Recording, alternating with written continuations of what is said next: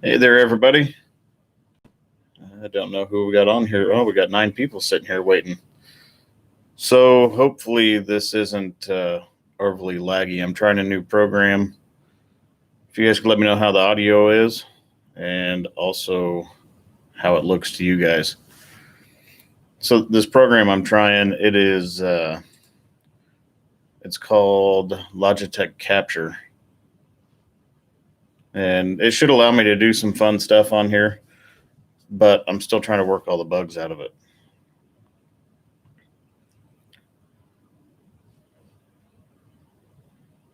To me, it looks like it's kind of laggy. I don't know. What do you guys think? Also, I changed some of the lighting, changed the lighting up front, and changed some stuff in the background. Trady Glam, how are you doing? Derek Pettit, how are you? So is the audio okay?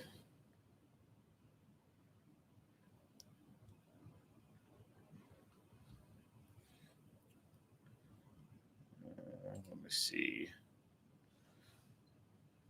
Oh, Derek says it's good, no laggy, sounds fine. Von Hill says sounds fine. Von Hills, how are you doing? So I'm going to try to show you guys real quick what I can do a little bit with some of this new program. Derek says, yeah, sounds good. Trady Glam, happy the sun's finally out. Hopefully more boom work. Yeah, and you got a big job ahead of you, tearing the boom apart on the Frana. Alex Egenberger, how are you? Von Heels, how are you doing? I already said, how are you doing, Von Heels, I guess. But okay, I'm going to try something here, and we'll see how this goes. But I'm going to lose my ability to see comments for right now. And until I get 2 monitors set up, then I guess it's the trade-off I have to make. But on a separate window, I've got the specs for the 180G-5 pulled up, and I'll click on those, and then I should be able to share those with you guys. So, like right here. And I'm not going to play with this too much tonight because I don't want to mess all this up. I'm still learning this. I just downloaded this last night. I can also do this little thing. I can do a half and half screen. So, yeah, there's that. So, I still got some playing around to do with that. Like I said, I'm not gonna dig too deep into that. But while we're on here, we need to welcome a whole bunch of new people. That last video that I posted a couple weeks ago, when we were building that bridge, that's been the most watched video on the channel so far, and it's only 2 weeks old. I think it's gotten almost 80,000 views. And there for a while, the channel was getting 2,000 views an hour, which is unheard of for our channel. And we've gained about 1,400 new subscribers. So welcome to everybody that's new to the channel. JB98, how are you doing? Long time no see. So, yeah. So what do you guys want to talk about tonight? I have had a lot of Spying Dutchman, how are you doing? I had a lot of comments that I just couldn't keep up with. And once you get to a certain point on comments, it's hard to respond to everybody. And I still try. But let me see if I can pull up some of these comments and answer some of the questions. One of them was a good one from Steve Rose. I don't know if he subscribed or not, but he said, when are you Yanks going to wake up and start using the metric weight system? So I'm going to go ahead and answer that and say probably never at this point. So there's that. Someone else asked, with 5-axle steer, are there options for front steer, rear steer, and crab steer? And yes, the crane will steer front axles only, rear axles only, all 5 axles. I can crab steer, round steer, all of that. So I guess you guys want me to do a video on nothing but steering modes on that thing? And I mean, it'd be kind of a short one. Maybe I could probably get it all done in a 5 or 10 minute video. Von Hill says it was really great video, although being that close to the edge, I would have been worried about something caving off under that sort of load. So where I was set up on that crane pad that was built out in the river, just upriver from me, the water was only about a foot deep. So although it looked like there was a huge drop off of one side of the crane, that there wasn't, but maybe a foot. Worst case scenario, about 18 inches of water over there. So there was still a pretty good slope out to the main channel. So I had plenty of support there. Taylor Aldridge says, "What do you know, Jimmy? As little as possible." Ant D36, that's a good question. It says, "What happens if you hit your load limit? Do you have to boom up?" The only thing you can do at that point is cable down or boom up to get it closer to you. Yeah, you basically just set the load down. Matthew Whitfield, how are you doing? Jason Helsley, how are you? Hope you're doing well.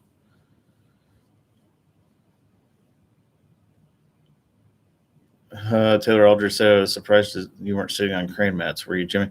We had our big mats under our outriggers. Sandy, how are you doing, Sandy?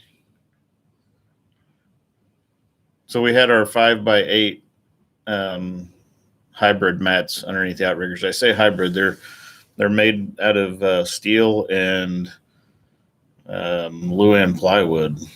They're tougher than woodpecker lips, though.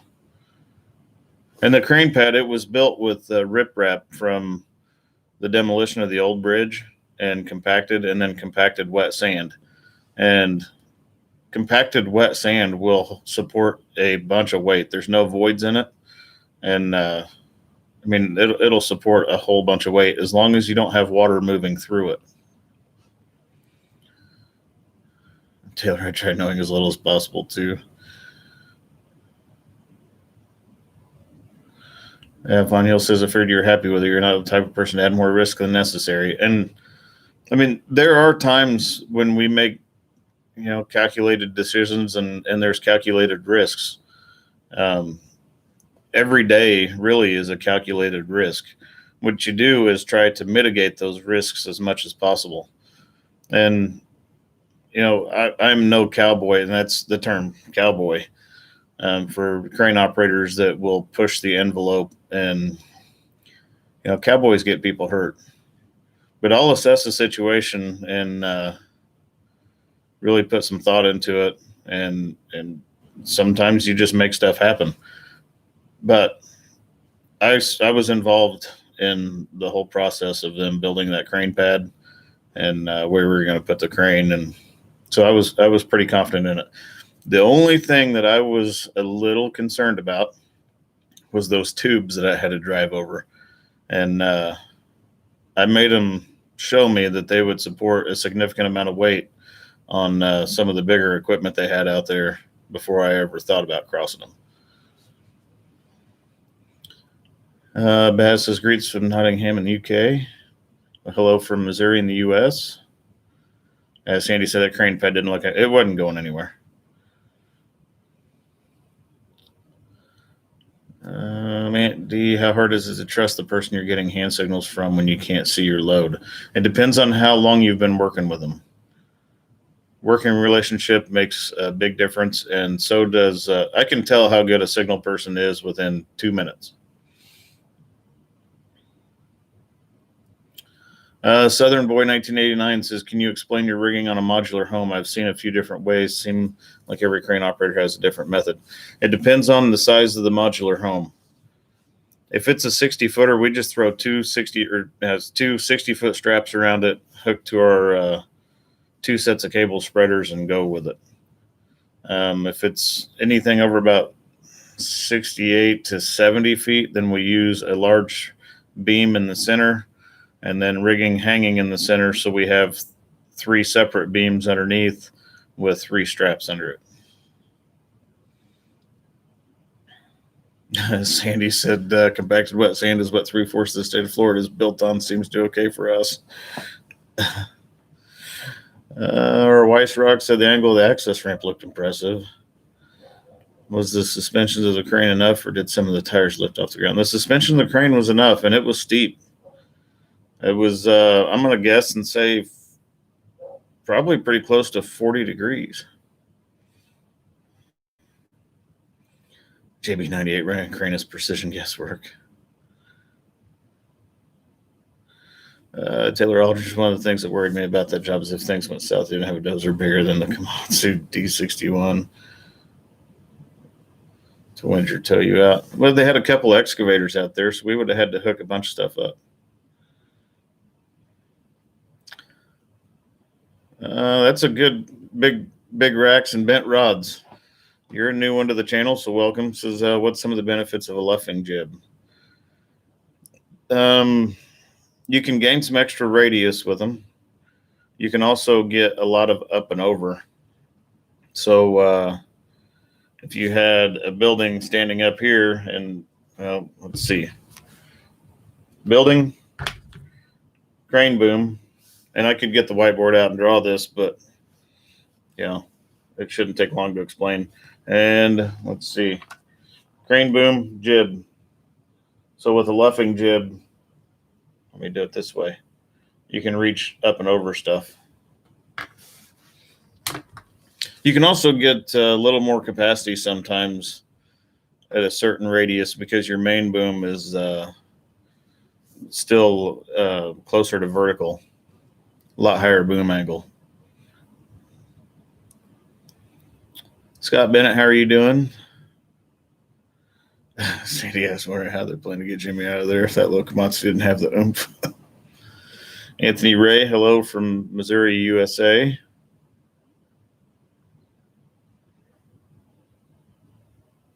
Derek Pettit says it will lift an enormous amount of weight. That's what's cool, the amount of power they have to lift.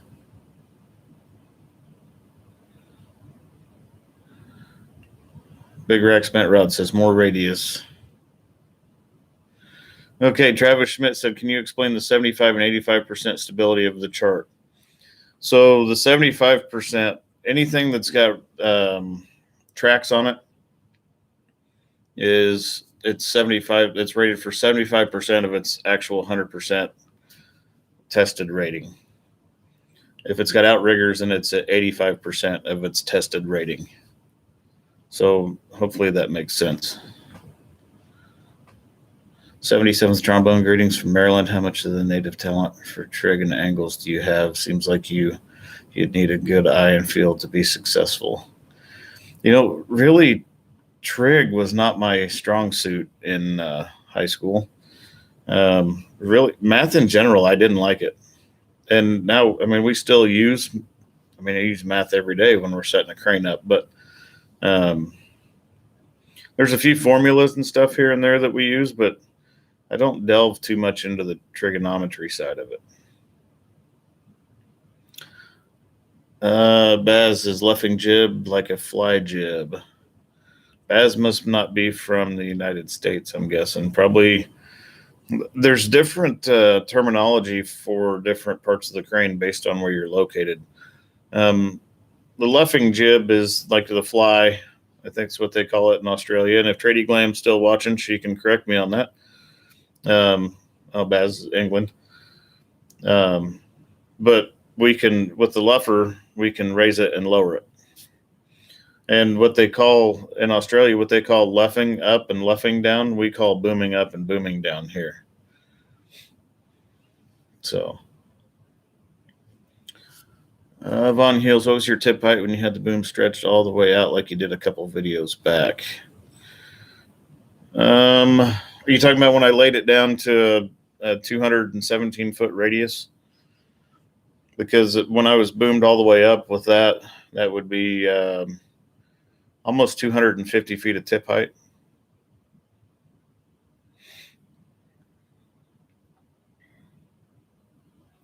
Trey Williams says, yes, the same. Australia call it a fly.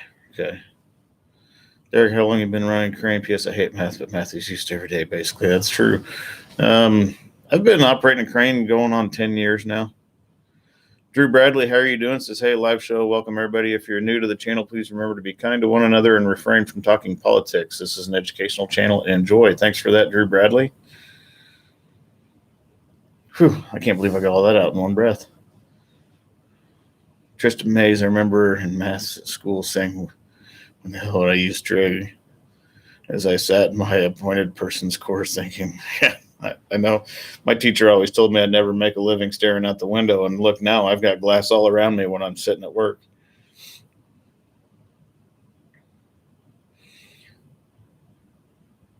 Dre Glam says, and then on the fly, you add the needle. And we have luffing flies here.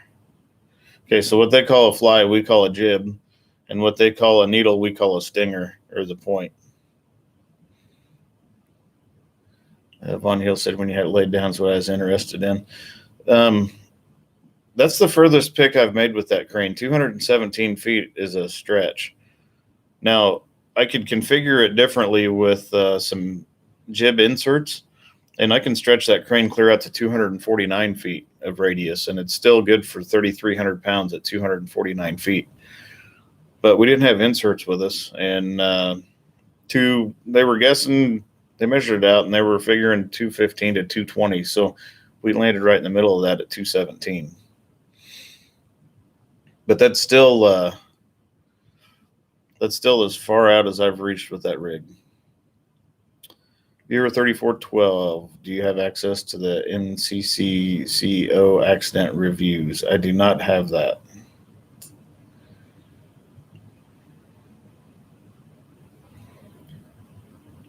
Shane Davis says, do you ever work with master riggers, or are you one?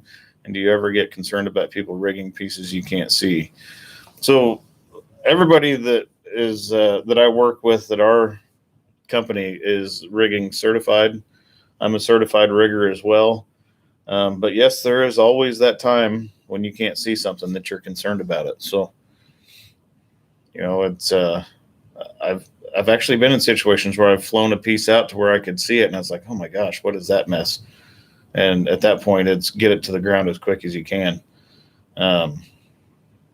So yeah, there is a large degree of trust that is had between the person sitting in the seat and the person on the other end.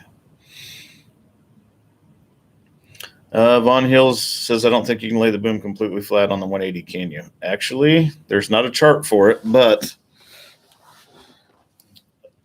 according to one of the engineers at Tadano, for boom inspection and lubrication purposes and whatnot, if I wanted to, I could hang all the counterweights, which is 110,000 pounds of counterweight, run all 197 feet of main out, and lay it out flat directly over the rear. I've not done that, and I don't know that I will do that. Not when I can put it in maintenance mode and run one section out at a time, because that would be pretty nerve-wracking to lay it out flat. But I've seen pictures of a Tadano ATF 220, which is a 250 ton with a 6-section boom, 220 feet of main boom with the jib and all the inserts in it laid out. And I saw the pictures after they started picking it back up, but they laid it out until the point of the jib touched the ground. So that's pretty impressive. I would challenge most any crane manufacturer to replicate that and not have an issue. URL Tower, how are you doing? Viewer 3412, everyone has to go beyond your charts. Have you ever refused a lifting job because customer misjudged the lift? It happens. I mean, it happens a lot. I can't say a lot, but it does happen. Sometimes things are heavier than what they thought. Sometimes you have to pick a piece and move it a little bit, and then move the crane, pick the piece and move it a little bit. I mean, there's ways to work around some of that stuff. I've refused work because of weather conditions.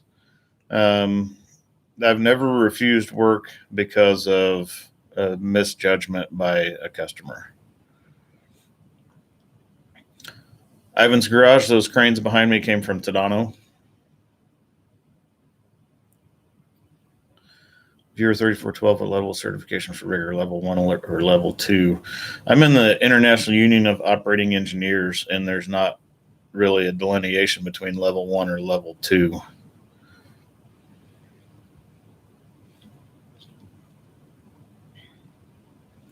Our Weiss Rock says in most of Europe, it's mandatory to use only safety hooks. Is Is it the same in the U.S. as sometimes I see some lists with open hooks on YouTube?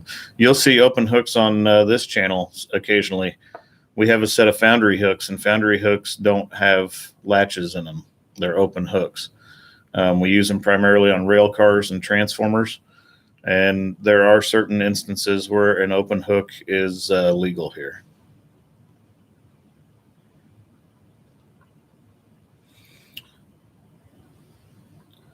Let's see. Von Hills, would you hang counterweights to disassemble the boom?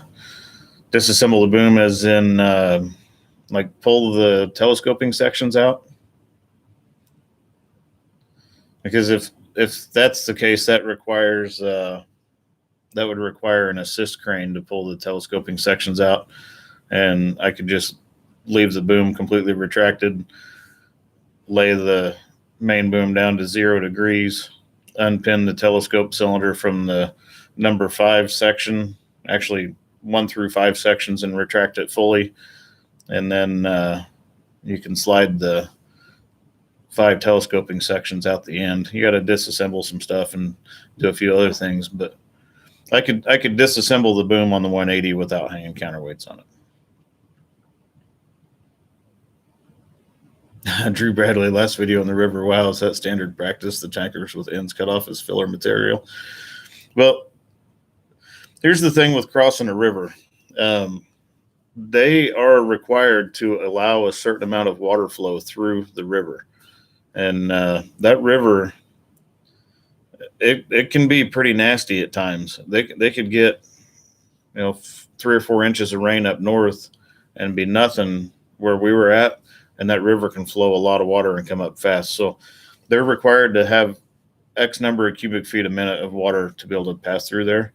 And that happened to be what it took to allow that water to go through without buying new culvert, I guess. But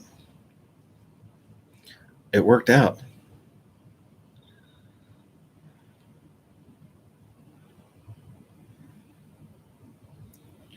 So let's see, try to get caught up on comments.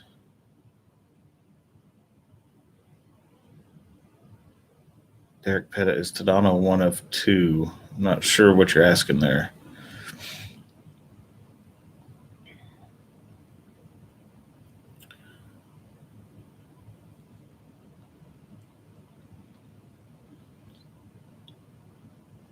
Von Hills or lube. Yeah, if I'm lubing the boom, I can put it in maintenance mode, and I can run like section 5, which is the smallest section. I can run it out to 100%, lay it down flat, grease it, retract it, and then pin into section 4 and do the same thing and run them out one at a time.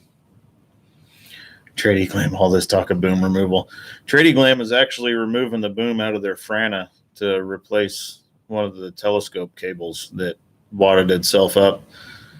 I told her she needs to make a video, so hopefully she makes a video of it. Some of it may go over everybody's head, but it'd be interesting. James Bergeron, how are you doing? Says, watching some of the older videos, does it matter what position the mats go under the outrigger, or can they go long ways or sideways? They can go long ways or sideways as long as the outrigger comes down in the center of it.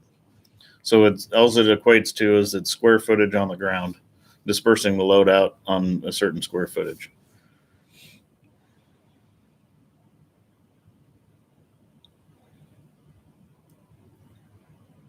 Drew Bradley, I think I smoked a whole pack of cigars watching that one. Neat video,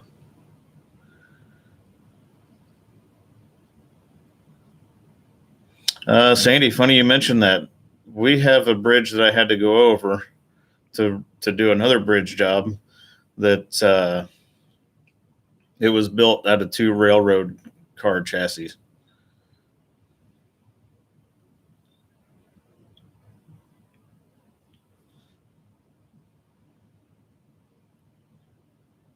Viewer 3412 says there are 2, maybe 3 levels of certification for the NCCCO rigger. The guy on the ground is level 1. The accident salvage rigger is level 2, and as for level 3, I don't remember what it does.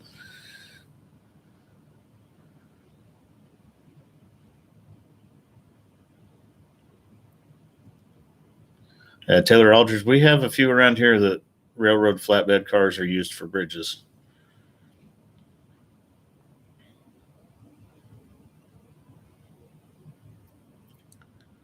Our Weiss Rock says, "Are you talking from the woman who used the weird articulated crane? I lost her channel name.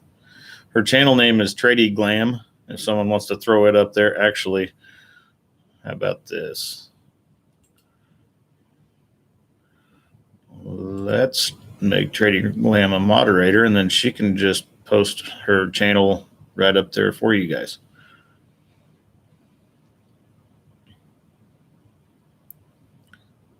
Ernesto, so how many monkeys do you normally control? Including myself? I feel like that's a trick question.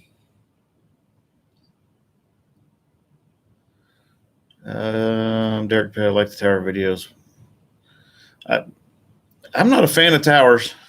Everybody on here knows it, but yeah, every crane operator's got that one thing they don't like, and towers is my thing. Jason Helsley, how's the hammer coming? It's almost done. I think I've got 5 plates to put on it, so I need to finish it. But this weekend, it's not going to get finished.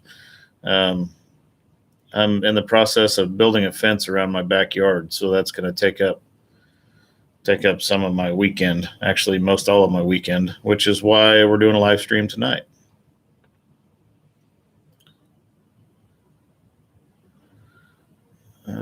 Shane Davis, is the boom ever telescoped out or in while under load?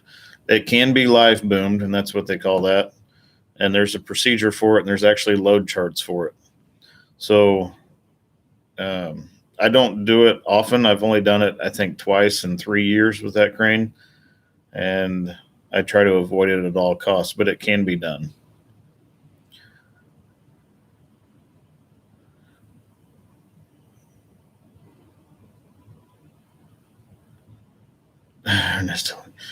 Typically, I run with myself and one other person, and depends on how many loads of counterweight I need. Sometimes there's myself and 2 people from our company there, but generally it's myself and one other person.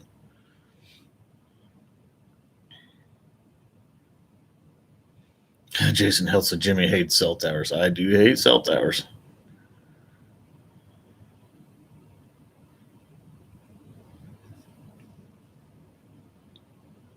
Okay, Drew Bradley says, we touched some time ago on wear pads in the telescopic joints, UHMW or HDPE friction slider pads. How do you know when or if they need to be changed? There's actually a measurement for those. So during inspections, you measure the thicknesses, check the wear on them, and then also you can tell kind of how the boom is reacting. If it's acting sloppy, then you can tell your wear pads are starting to get a little sketchy. L Golden says there are 3 crane models behind me, the same crane model, just in different scales, or 3 different crane. There are 3 different crane versions. So the one over here, that is a Tadano ATF 220. That one is a Tadano ATF 160.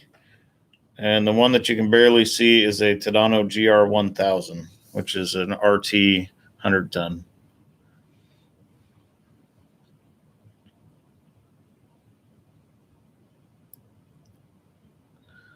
Sandy, extending the boom under load can be bad for the wear pads inside the boom. Even in the load charts, it tells you that it gives you a specific weight that it is allowable to do so with, but it also specifies it's dependent on the maintenance of the crane and basically the level of lubrication on the boom sections. So it can be hard on things, and that's why I typically don't do it. But I mean, it is permissible and usable that way. It's engineered for it. I don't do it. Derek Pettit, heaviest piece I've ever lifted. That's a good question to ask some of the people who have been around for a long time. Can anybody remember the heaviest piece I've ever lifted? Not with our crane. With our crane, the Tadano, the heaviest I've lifted is that 129,000 pound tank. But the heaviest piece I've ever lifted with a crane, we'll see if anybody on here remembers it. That's a good trick question because I haven't said that for a long time.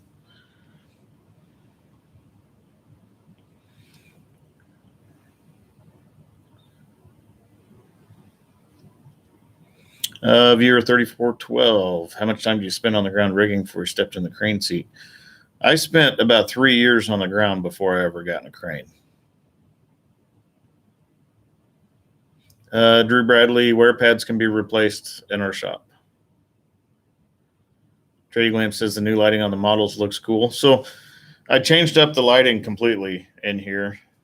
One, I felt like I had too much light up front and it was making me washed out. And then I wanted a little bit dimmer background and wanted to kind of showcase that stuff. But I can change, that's all LED lighting back there, so I can change all of it if I want to mix things up a little bit.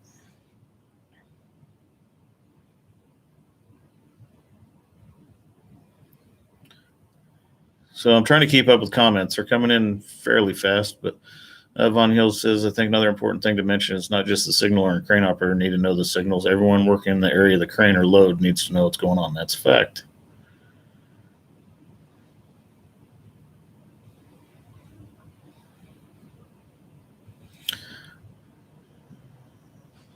Sandy said probably the big anhydrous tank. The big anhydrous tank was the biggest I've picked with our Tadano, but not the heaviest thing I've picked with a crane.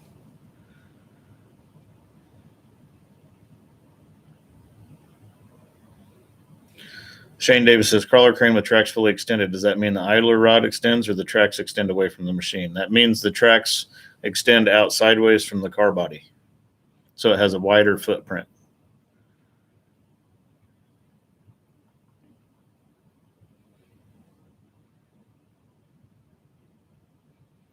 Mitzvah Golem, how are you doing?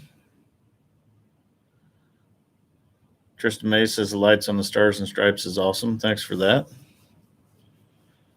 Scott Bennett got it just sub. Not sure on that. Master of Everything, how are you doing? Says, can we see more shop maintenance video? You can, and I had a good project that I wish I would have recorded, and I forgot my cameras when I was doing it. We bought a telehandler. It's made by Extreme Manufacturing out of Las Vegas. We bought it used, and the brakes were shot in it. And so I had to basically rebuild both Dana axles in it, and put all new brake pads, new brake discs, and steels, and O-rings, and everything in it. So I really wish I would have recorded all that. However, I have to give a shout out to Palmer Johnson Power Products in the United States. They are fantastic to deal with as far as getting parts for Dana axles. And then Stephanie in parts at Palmer Johnson. If anybody from Palmer Johnson watches this video, Stephanie in parts and Palmer Johnson is fantastic. Without them, I wouldn't have got it done. So hats off to them for that. But Master of Everything, I'll work on some maintenance videos and get you guys some stuff. And then also, I got some truck video stuff coming up.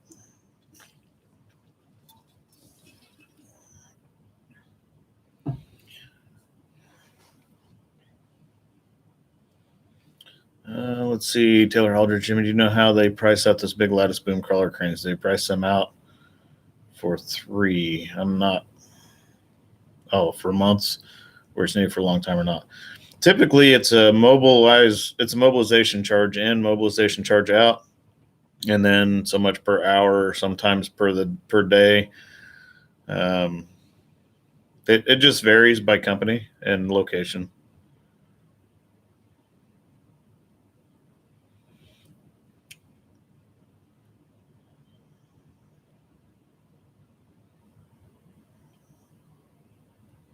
Viewer 3412, I had to do it all over again. Would you have done the same thing I've done to become a crane operator, or is there another way to get seat time faster? I wouldn't change a thing. And here's why. And I'm probably going to go off on a little bit of a tangent here, so apologize to everybody beforehand. I just did a job the other day for a company that just bought a boom truck. And I'm not going to name company names or any of that stuff.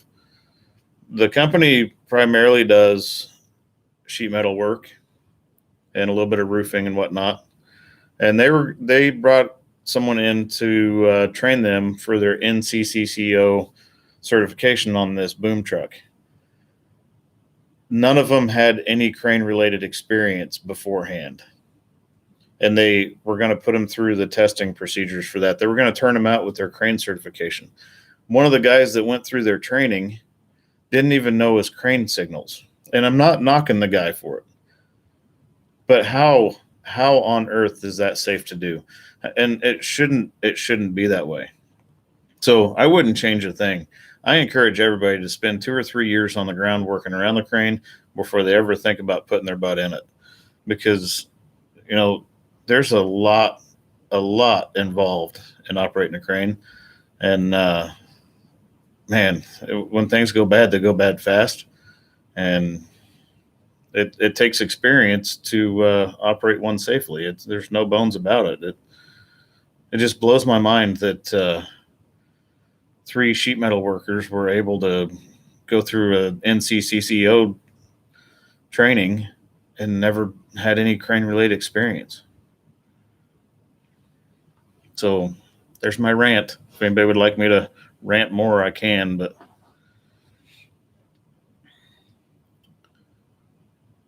Mitzvah Home just blew the front Dana in a lull. 1044-54 opinion shaft must change. I would contact Palmer Johnson for your Dana parts, especially if it's a Dana 212.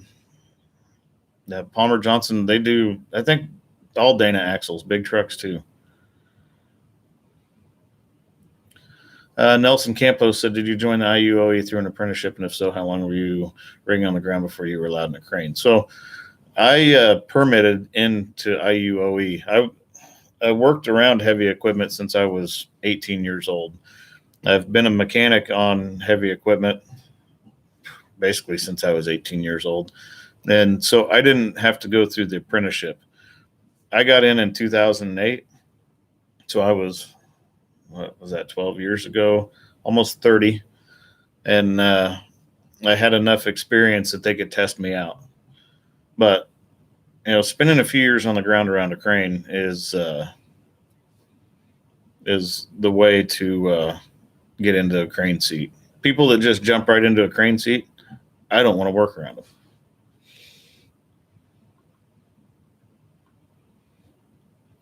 Derek Pettit, I have ran a crawler crane, and not that I don't like them. It's just not the industry that I stay in.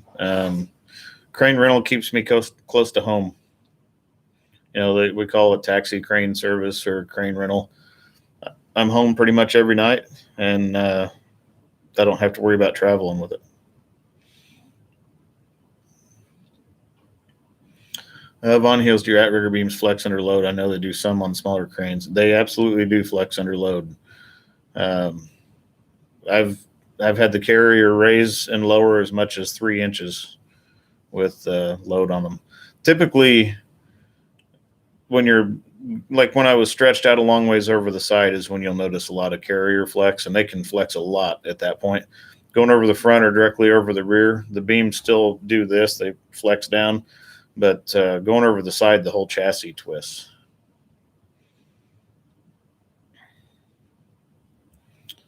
Sandy said, last job I had a crawler on that had to pay mob and demob a fixed rate per day that the crane was on site with. They were using her or not. That gets expensive.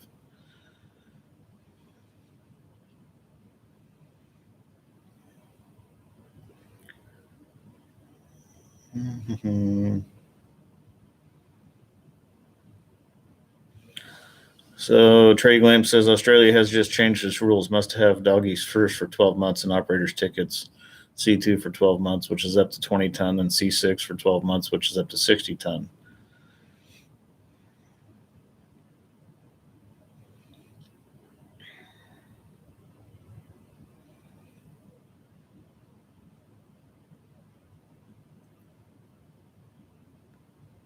Drew Bradley says, just because I'm asking, you're not obligated to say yes. I have the YouTube channel linked to a reputable seller of high-scale, high-end cranes. Okay to post it here? Seller of scale, high-end cranes. Yeah, feel free to post it. Scale cranes are cool. I'm hoping to add some more to my collection. Yeah, feel free to post that. Von Niels, you not see Jimmy in a tower or friction rig on this channel if he has anything to say about it. You are absolutely correct.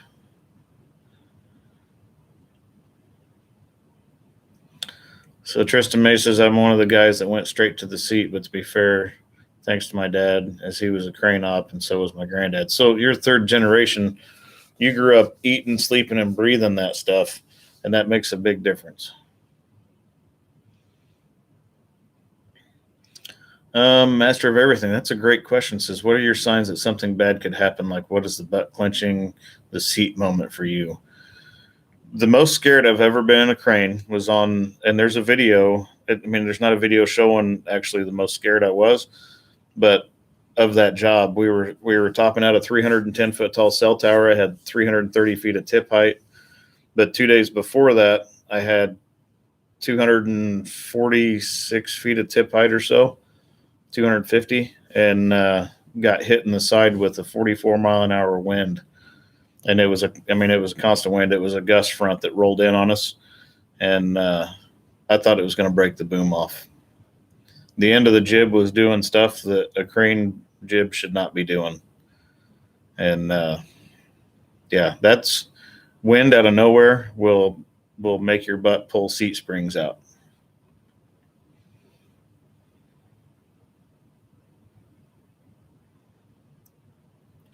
Hydro cranes are slow.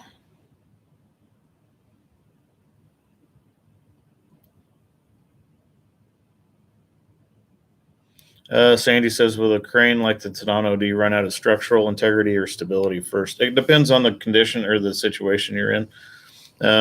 Sometimes it's structural, sometimes it's stability. If you're boomed up, short boom, a lot of counterweight on, you probably break it before you turn it over. If you're stretched way out, you'll turn it over before you break it. J-Dog, how are you doing?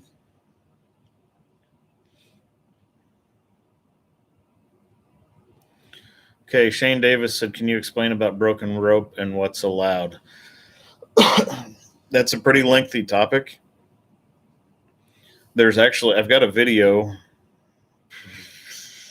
about 5-6 months ago that covers it in great detail. I would go back and watch that one. It's 2 and 6 and 4 and 30. And I'm going to blow everybody's brains that aren't into wire rope trying to explain it all. So it would be better if you go back and watch that video.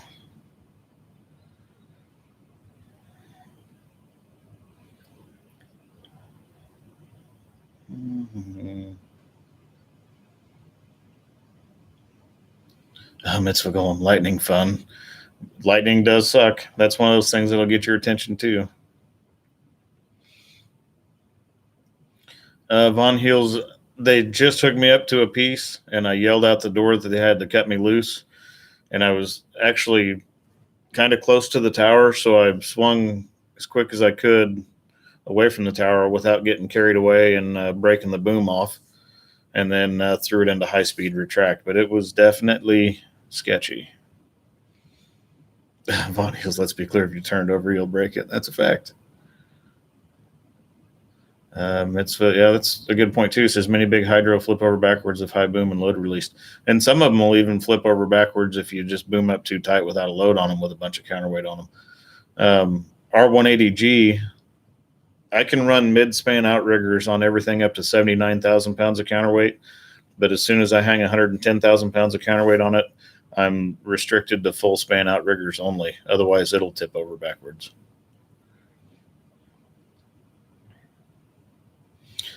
Taylor Aldridge, rigging and rope is a massive topic. And I've got some rigging videos. I never did part 3 of rigging. I completely forgot about it. We were going to do rigging inspection, so I need to get that done too. It's amazing how many different directions your brain can get stretched and, drop the ball on stuff. And honestly, I have to apologize to everybody on here because, YouTube is the thing that I will drop before I drop anything else because I juggle a lot of things, family, work, all that stuff. And YouTube gets put on the back burner before anything else for the most part.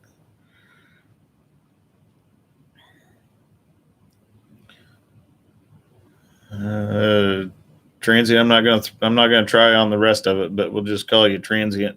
Just got into IUOE 324. Currently running a 32-ton swing cab and loving it. Your videos have been an inspiration, man. Keep up the good work. Thanks for that. Trady Glam. I do not have free fall, but if I have one part of line in, it will cable down fast.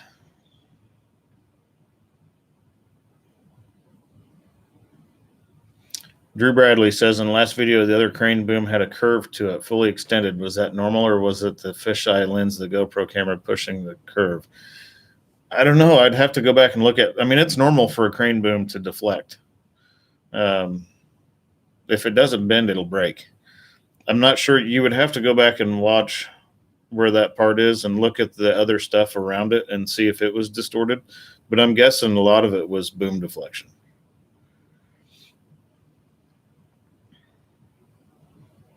Ernesto, that's a good question. Says, what's the most awkward load you've done?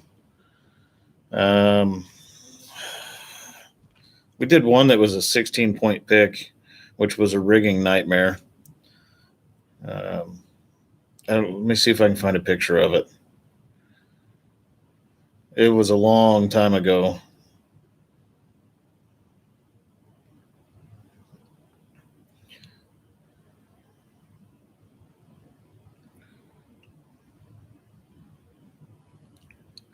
Oh, that's pretty fast. Can't believe I found it that quick. So that's one that was a rigging nightmare. I don't know if you can see all that stuff on there, but at the bottom of each one of these beams is a rolling block with 3/4 inch cable over that to make. I think it was a 16-point pick.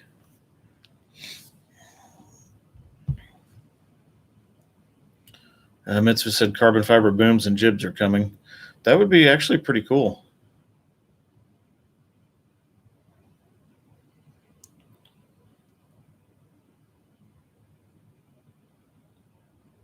Shane Davis says, tell me what your ratio meant as far as wire rope breaks. I'll remember it. Okay, so you can have, oh, shoot, I'm going to have to get my book out and look all that up. But it's 2 and 6 and 4 and 30, I believe. If you want me to get my book, I'll drag it out, and because I don't want to tell you wrong. And that's not one of those things that I keep stored in the back of my head constantly. Plus, this isn't necessarily water.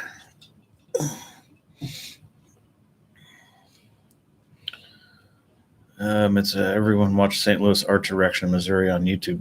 That's a pretty cool video.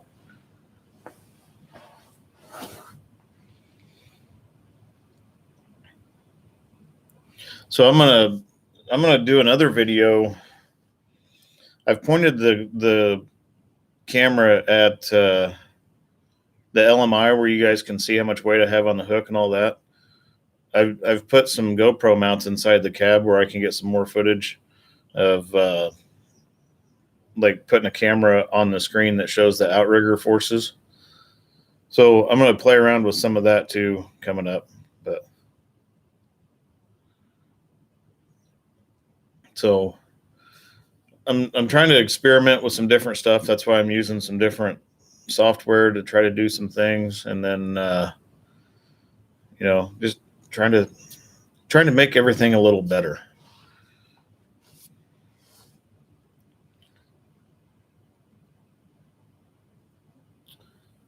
Trady Glam, moon shining.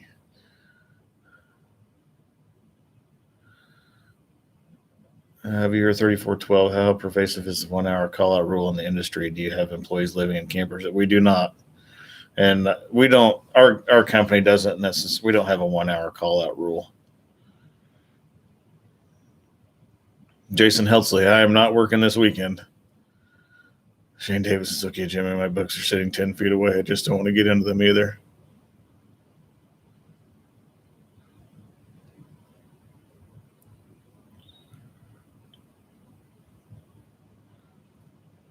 Mitzvah Golem says 300-ton crane new, 4 million. I know an ATF 220, Tadano ATF 220, which is a 250-ton, is about 2.6, if memory serves me correctly. Taylor Aldridge, in the train derailment world, 1 hour call out is standard practice. Yeah, we don't, I mean, we do some train stuff. Most of it is for a contractor that rebuilds rail cars.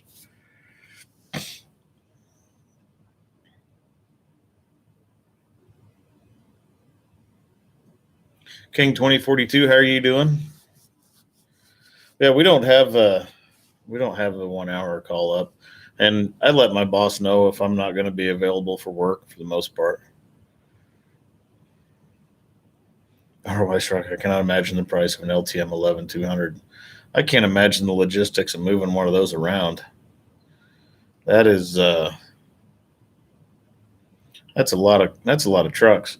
And like Tristan Mays, if you guys go to his channel and look at some of his videos, some of the rigs that he sits in, logistically those things are a nightmare.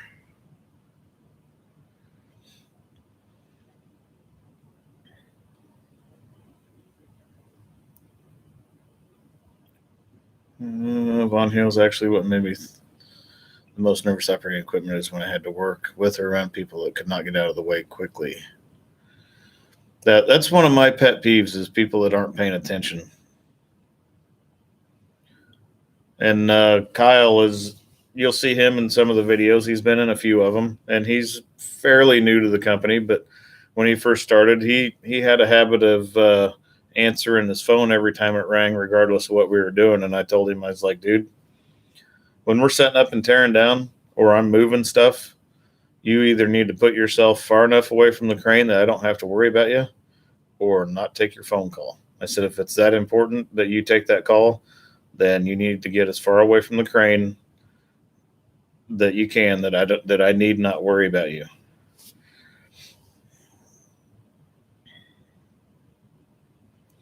Mitzvah says 100-ton most popular rental. Actually, our busiest crane is our 180G, the crane that I operate. That's the one that gets the most hours put on it per year.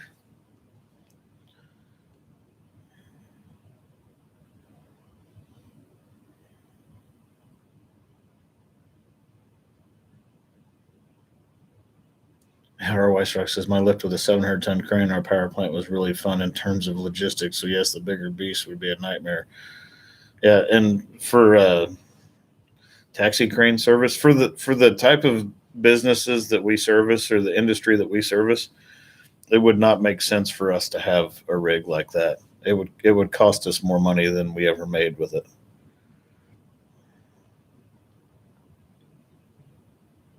Von Hill says it meant more along the lines of when they're in position, like hanging trusses, for example, where moving quickly was not possible. Yeah, that I make it a rule to tell every crew that I'm going to set trusses with. Typically, they have a guy on each end that's going to land them, and if both guys aren't paying attention, I stop swinging it in. And I've had people on the near side wall, yelling at me, hey, you need to bring it in. And I just point to the other person. And if the other person's not watching, if both people aren't watching the truss coming at them, then I stop flying it until both people are watching.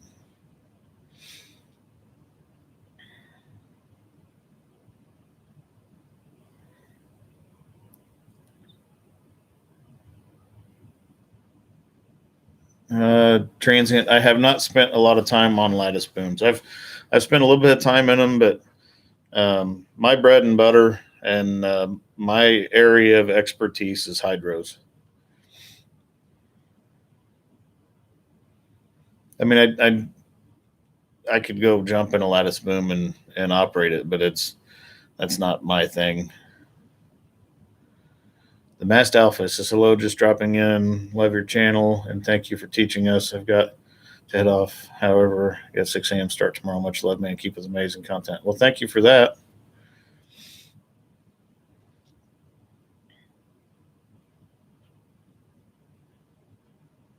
Yeah, our Weiss Rock says over 300-ton range is becoming a really specialized market and a lot of distance for the teams operating. That's a fact.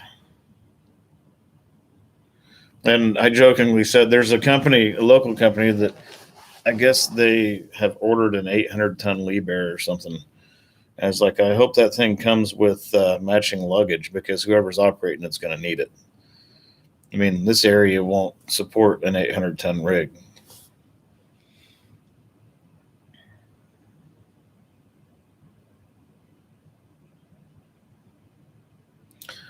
Sandy, I was wondering if someone was going to bring that up. Did anyone catch the Liebherr floating crane hook failure? The one where they were testing that ship-mounted crane, that was catastrophic.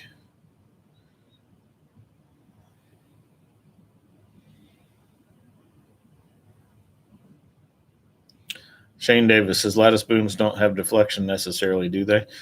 They do to some degree, but it's not nearly like what a hydro is, and that's because the pennant lines, where they attach on the boom, they support a lot of that weight, so they don't. The boom doesn't actually bend on a hydro. Your boom is supporting the entire amount of weight. On a lattice boom crane, your pennant lines are holding a lot of that back.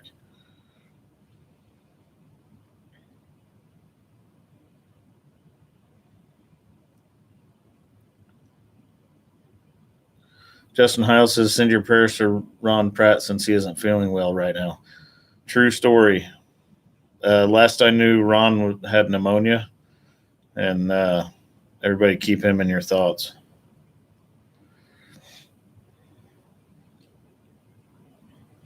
Viewer 3412 says, what other cranes are you certified on? I am certified on large and small hydros, and I am not certified on tower or lattice boom because the industry that I want to work in doesn't require it. Now, the more you know, the more you're certified on, the more valuable you are to an employer if they have a need for that. So, if you're wondering, hey, do I get all these certifications? If you're going to farm yourself out to different employers, or you're going to find an employer that's in a mixed market, then absolutely, the more you know, the more certifications you have, the more valuable you are to them. So, you can't go wrong with having more certifications. But the market that I work in, I don't need them. So there's no reason for me to have them.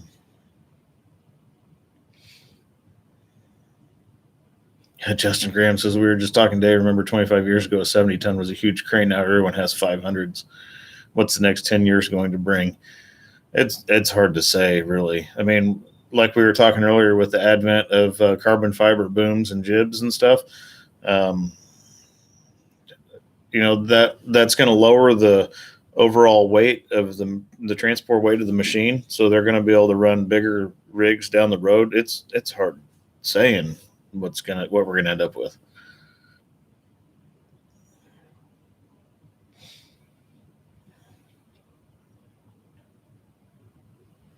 As Sandy said, less than a month away from commissioning, I think it was, and now it's fit for scrap. That's a fact. That thing was catastrophic. Viewer 3412. I'm not sure. Says, is OSHA tightening screws on the NCCCO licensing yet? I know there for a while they were able to write fines for it. Now that they've got this whole COVID thing going on, I don't know what the situation is with it. I mean, I've talked to people that their certification has lapsed and they haven't been able to go in and recertify because of the whole COVID thing. So I don't know. I would think they would have to be a little lenient in that regard. I don't know.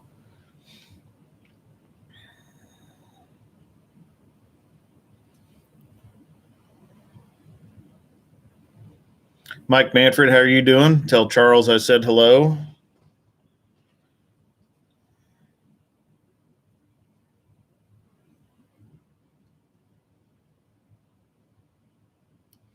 I've heard horror stories of boom ropes breaking and down they come. That would be a bad way to boom down.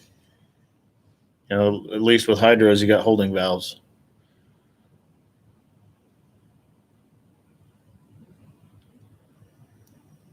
Sandy says, talking to one of the local crane hire shops, and there's only like 10 to 15 lattice boom certified guys in my region. There's a shortage of crane operators everywhere.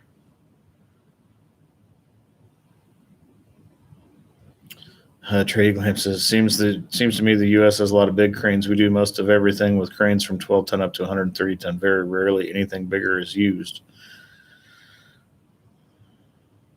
Back in the day, that's the way it was here too. I mean, but people were also picking things with a 60 that they should have been picking with 100 ton. So, I mean, yeah. Mitzvah says slewing ring bolts scare me. A few inspections. I actually jumped on a Broderson IC200 and was doing an inspection on it before I operated it. And I reached back, and a Broderson's a little carry deck crane. I reached back and started grabbing the bolts around the turntable, and the back 7 bolts spun. They were broke off.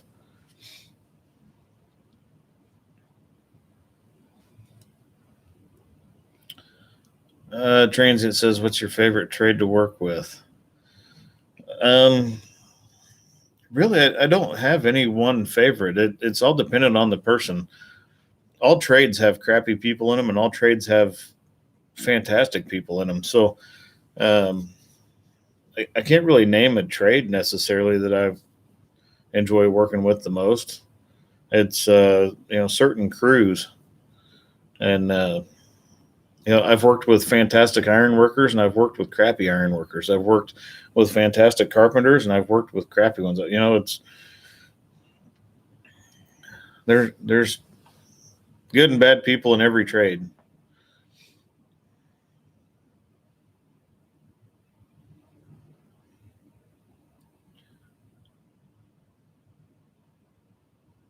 Vanya said local crane company had to park their 2 biggest cranes because they only had one operator that could run them, and he left the company.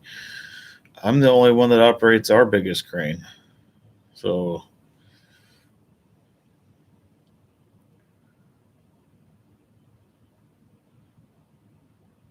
No Recoil 77 says greetings from Belger, Oklahoma, or Belger in, I'm guessing, Oklahoma. Greetings from Missouri in U.S. I'm just an hour north of Kansas City.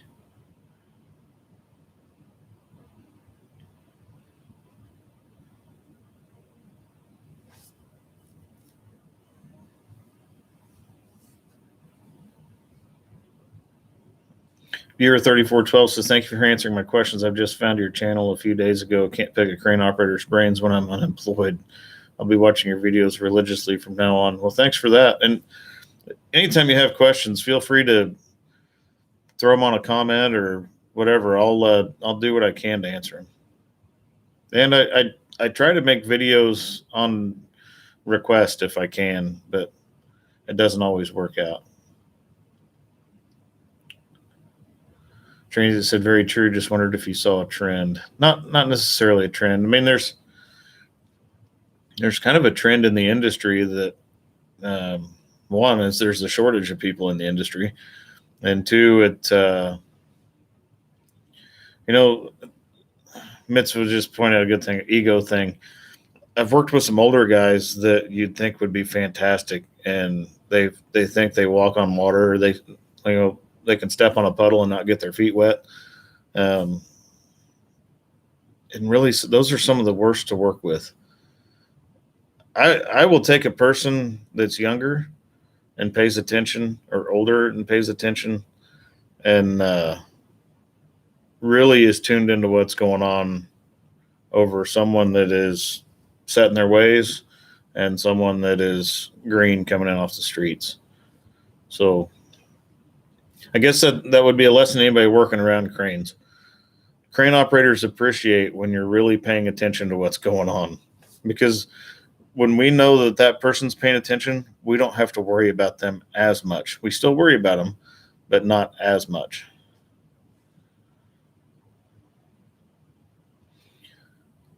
Sandy, my zero turn claims to be a 25 horsepower machine, but I don't quite believe it's true. We could make it 25 horsepower for sure. Put a little shot of nitrous on it. I bet it'd make 100 horse for about a half a second.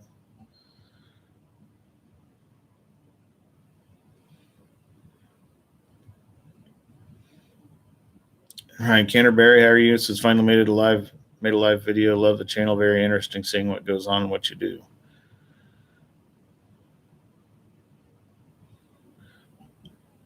Taylor Aldridge, humble, quiet listeners. That's perfect. Working around cranes.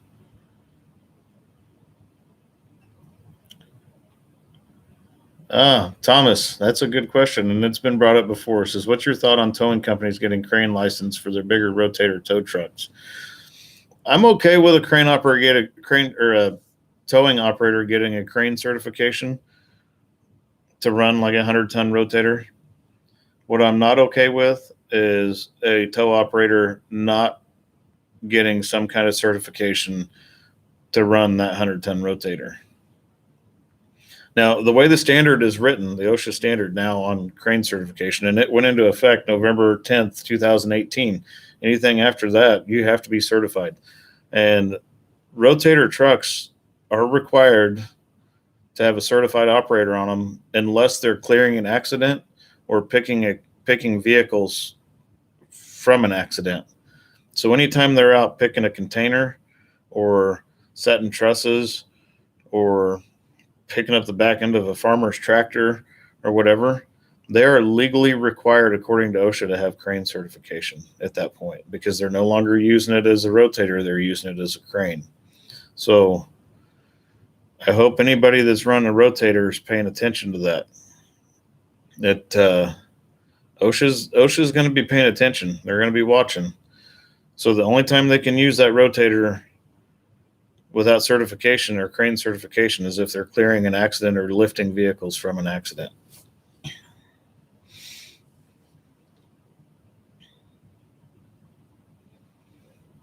Viewer 3412 preferring newbies over old foggies. Funny. It just depends. I've worked around old guys that they felt like they were invincible and they didn't communicate well, and they're like, we're going to do it this way and you don't have any say in it. And I'm like, well, I'm the guy that's making the hook move around, so I kind of do have a say in it. And so yeah, I mean, there's that.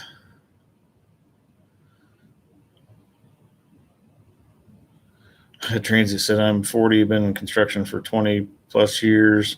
Just happy to be just now getting into cranes. I'm just happy to be here. I can sympathize. I'll be 43 next month, in less than a month. Let's see what is today. The 12th? I'll be 43 on July 5th. And I started my dive into the construction industry at 18. So I'm 25 years into it.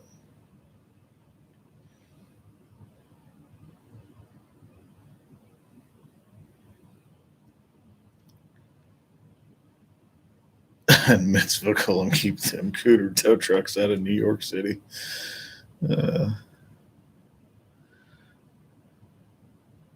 Patrick Burns says, regarding that green cement beam you placed the other day, is that common? Can the contractor get in trouble for that? Would it need to be supported until it's set up? So that footage was actually, I recorded that footage in July, the end of July and the first part of August of 2019. But they have a procedure for rapidly curing some of that, and it involves, I believe, and someone correct me if I'm wrong, but I believe it involves concrete blankets and a certain degree of steam. But they have to pull it out of its mold. So it survived getting pulled out of its mold, or the form's knocked off of it. And then they had to load it on trucks and transport it 2.5 hours to our location. So it survived that 2.5 hour trip. I don't know that they could get in trouble for it. And that bridge, I mean, we set those beams at the end of July, first part of August, and that bridge didn't open until mid to late October of 2019. So it had plenty of time to cure out. Concrete cures in 28 days. So it had plenty of time to cure out before the bridge was ever open. So I think they were in the clear. It was a little nerve-wracking from us operator standpoint because, once you get it picked up and in the air, if it comes apart, it's going to be bad. But me and the other operator consulted one another, and we're like, hey, if it survives being dragged down the highway and all the way up here, supported at each end, it ought to survive hanging and being set. So we we rolled with it.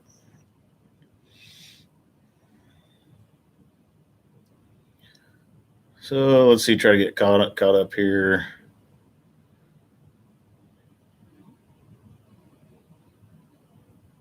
James Burron says, I've given some thought on my YouTube channel. I'm not going to be doing heavy equipment videos anymore. I've made new rules on it. My new rule is stay safe, stay away.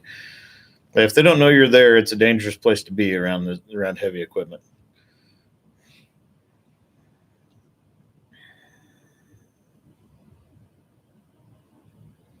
R. Weissrock says, do you know if they have the same technical safety requirement with taters than with cranes, like overloading alarms and all the good stuff? I think they have like a version of an LMI in them, but I'm not 100% certain. I do think they'll notify them when they're starting to work into an overloaded condition. Again, I'm not 100% certain on that. I know they don't have an anti-two block switch, so they could pop the end of their rope off if they weren't careful. But I don't know. I've never been up close and personal with a rotator. I guess I need to take myself down to where Ron Pratt is and hang out with him for a day and make some video or something. But the rotator world, I'm not all that familiar with, but I do know what the standard says.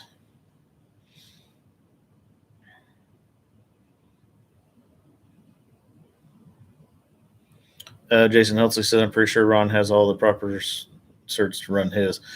Ron has put himself, Ron and Trent with Plaza Towing have done a good job of educating themselves in their field and making things as safe as possible. And, when it comes to rotators and wreckers, there's a certain degree of danger involved in that. I mean, it's a lot of that's make it up on the fly and just make things happen because that's what they have to do. But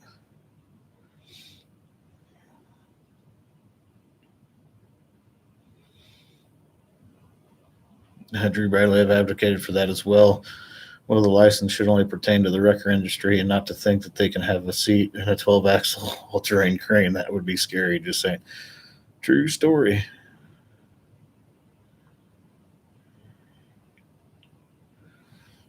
Daryl Intense, how are you doing, Daryl? Says, hi, Jimmy. I'm out in the tent, loving life at Pomme de Terre Lake. So if anybody doesn't know Daryl Intense, he was my guest, 6-8 weeks ago on here. We were trying a new program and during the middle of the whole quarantine. And Daryl's channel's actually, it's growing well. He's up to 186 subscribers now, I think. So if you guys are into camping and outdoor stuff, Daryl Intense is your channel to check out. So, Daryl, if you would, if you know how to, throw a link to your channel in the comments down here.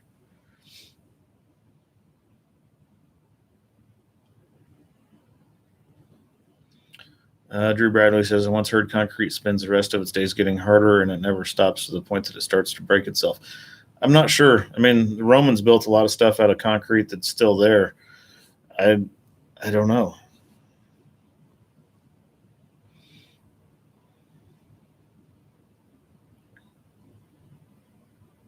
Oh, Thomas Schmidt says, yes, they do tell you when you're overloading the rotator. Thanks for throwing that in. I didn't know. I've never run a rotator.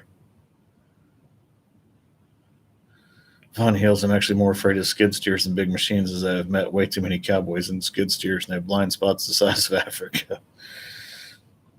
Yeah, a lot of times they go buzzing around without any due diligence.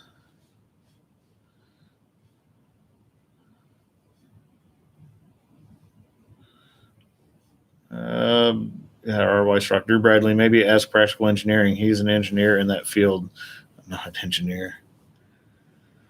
Hassan says, good evening. I've benefited a lot from your respected channel. Good luck to everyone. Mobile crane operator from Merritt. What is that? Merrick Check. Thanks for that, Hassan.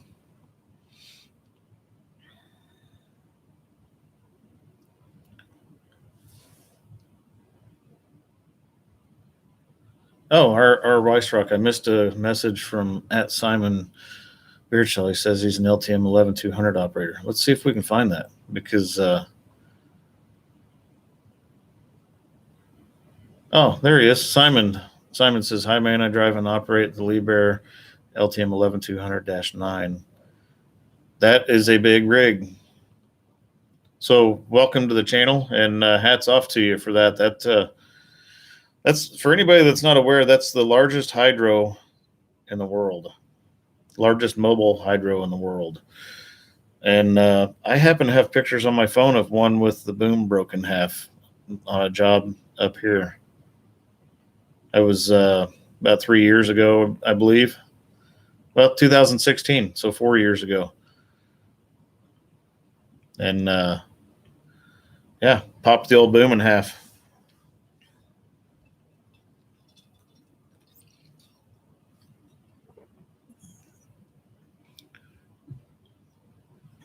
Thomas said, I ran cranes when I was younger and rotators up till 4 years ago. Now I can't because my neck is fused. Oh, that's terrible. That'll take a person right out of a career. One of our at our company, a couple of our operators were in a 35-ton boom truck traveling down the highway and blew a steer tire and crashed, and it put one of our operators on the out of work list for the rest of his life. Broke his back in about 5 places, and so yeah, I've seen firsthand the effects of what an accident can do, and neck or back injury can do. So Transient says, how many freedom tons is that? 1,200 metric. Well, let's convert that quick, fast, in a hurry. I do have a very good unit converter on my phone.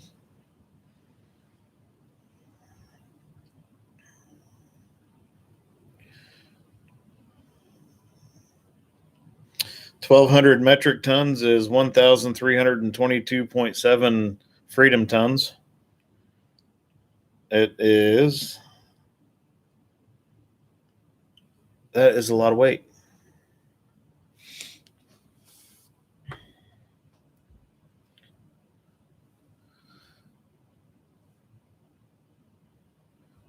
Our wash truck mobile, 2 trucks for the boom, a ton of them for the counterweights. That's true. I guess we should use the term mobile when it relates to the 11-200. Use the term mobile very loosely. I mean, that's a monster.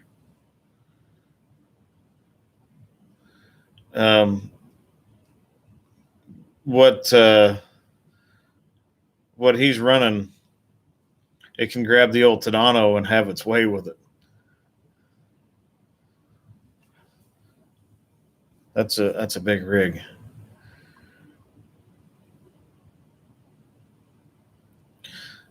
So Simon, since you're on here, can you give us some ridiculous weights at ridiculous radii that thing will handle? Like how much will it pick 200 feet away? Or I guess that would be meters for you guys. So let's convert that. Let's get our minds blown by Simon tonight, because he definitely is playing in the biggest rig.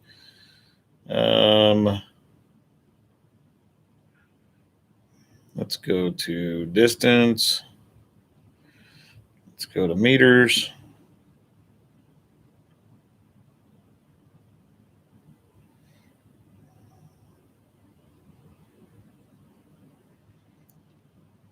So 50 meters is 164-foot radius.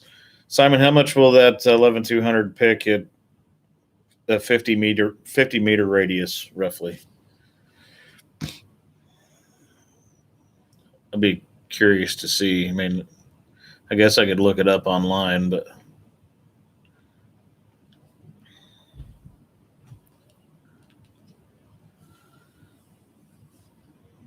and I think Simon needs to make a YouTube channel, because everybody would like to watch an 11-200 work.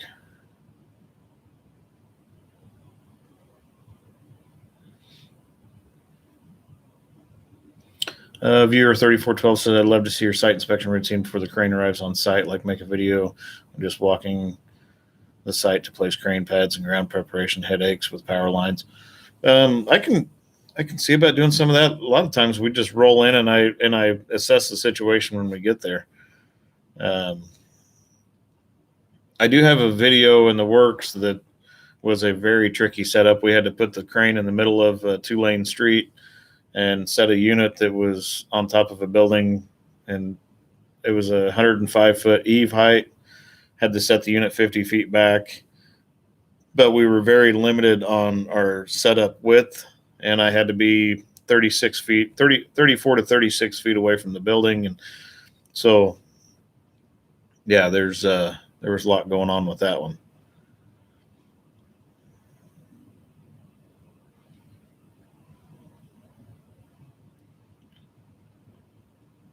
All right, so someone posted the specs for the Lee Bear. Let me see if I can do something here. We're gonna hopefully this doesn't cut us off. We're gonna open the link in a new tab. Okay, so that worked.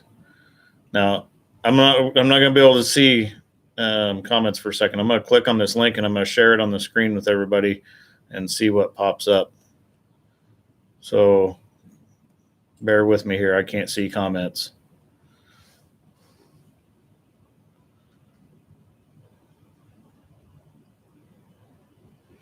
So you guys will have to talk amongst yourselves for a minute.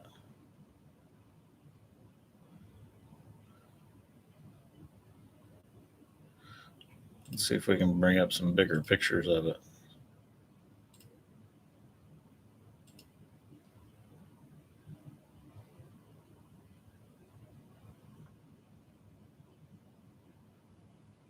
Okay, so that was it. Yeah. It says 1,500 U.S. ton capacity.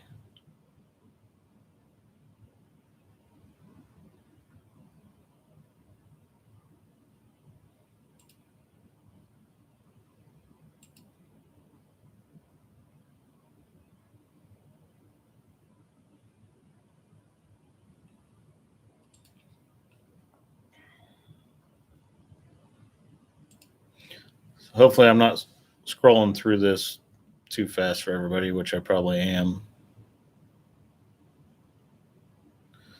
445,300 pounds of counterweight.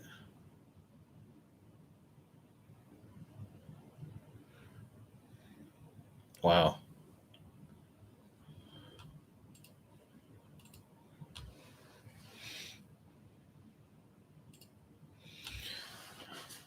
All right. Sorry, I need to get a second monitor so I can split this up, and then I'll still be able to see comments and all of that. But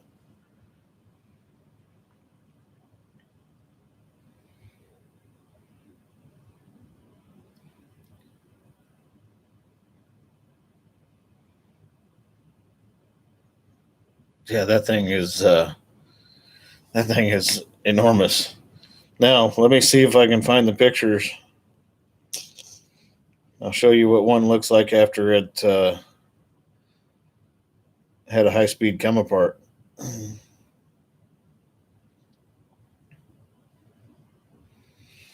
So hopefully that didn't glare. That was assembled.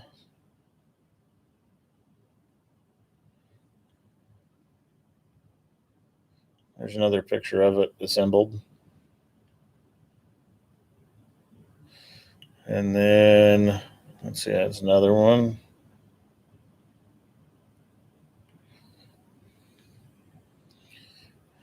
And this is after it disassembled itself.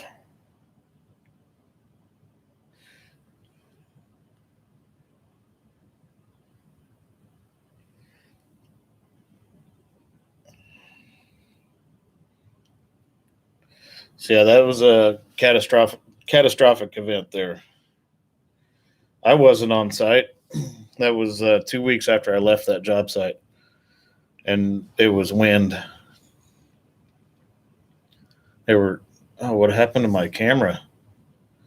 My camera just freaked out. It did not like that. Huh. Well, that's weird. You guys can't even see me now. Hardly.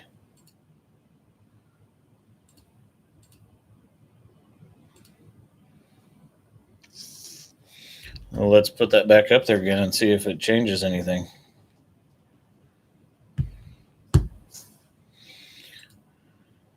Well, this could be problematic. Let me see if I can fix it.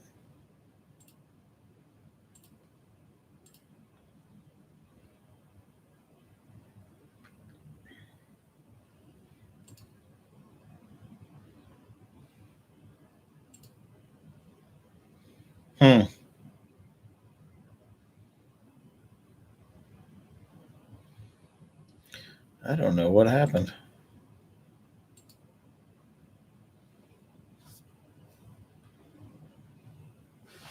Okay, I'm trying to fix it. Bear with me.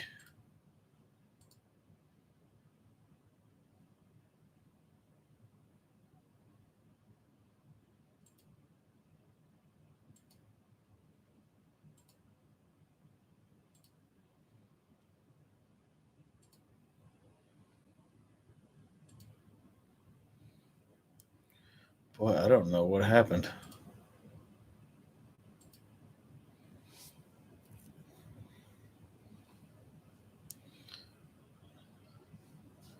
It really did not like looking at my camera or looking at my phone.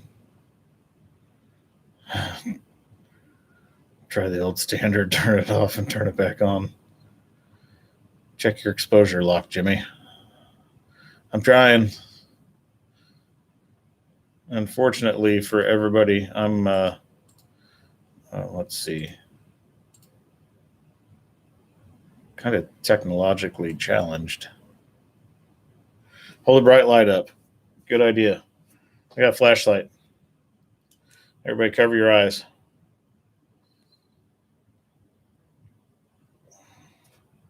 That did nothing.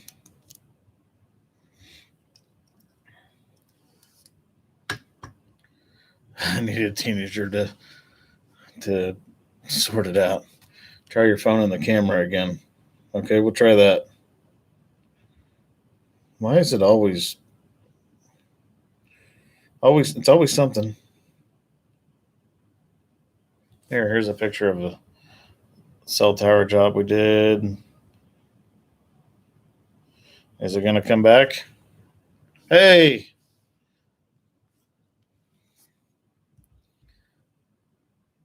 Spying Dutchman. Thanks for that. That was close.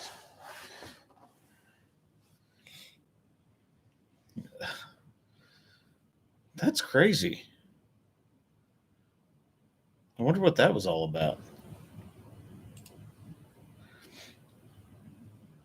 I was getting ready to kick it. It's like, when in doubt, kick it.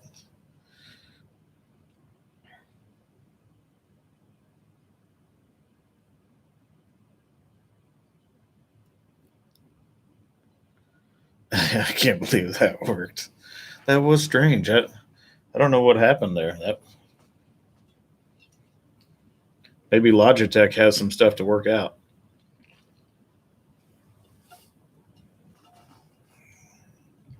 Mike Manfred dropped the hammer.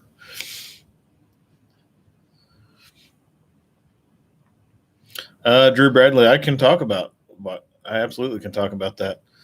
It was on a wind farm job. They were flying a rotor and getting ready to put the rotor on the nacelle or on the front of the gearbox, and I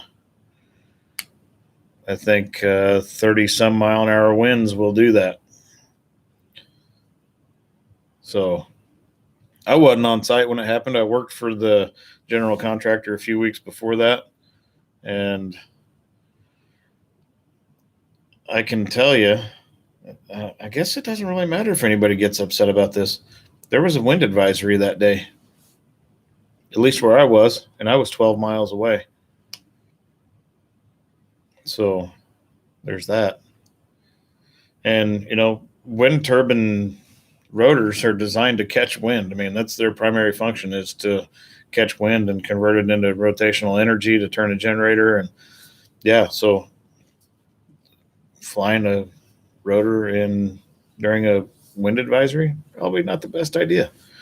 But the guy operating the 11-200 did save the guys in the tower because he swung it away from the tower, and when it swung, it went.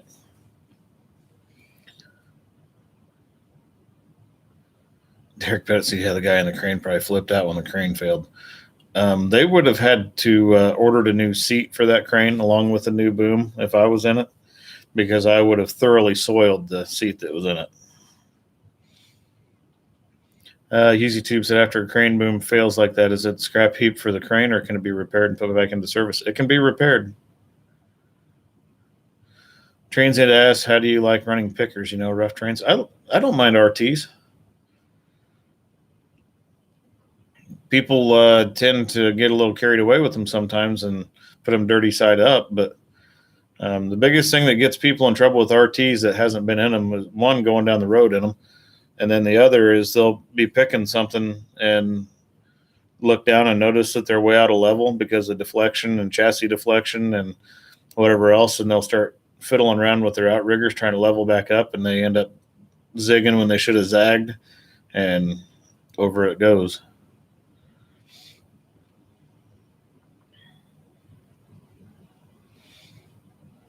Vanya says, you can't always predict when things will go wrong. Part of the reason everyone needs to pay attention and know their escape path.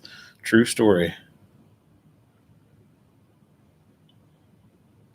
King 2042, it was a side load condition that folded it up like that. Andy B, how are you doing? It says, hey, Jimmy, had surgery yesterday. Cancer is gone. Good. That's good news, Andy B. Thanks for sharing that with us.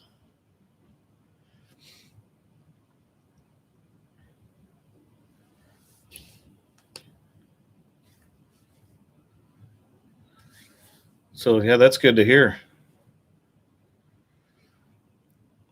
One of these days I need to find out where Andy B's at and meet up with him, because he kind of gave me a hard time over the whole during the Chiefs football season last year. We were kind of going back and forth in comments, if I remember correctly, just playing around with each other. So one of these days we need to probably get together and hang out.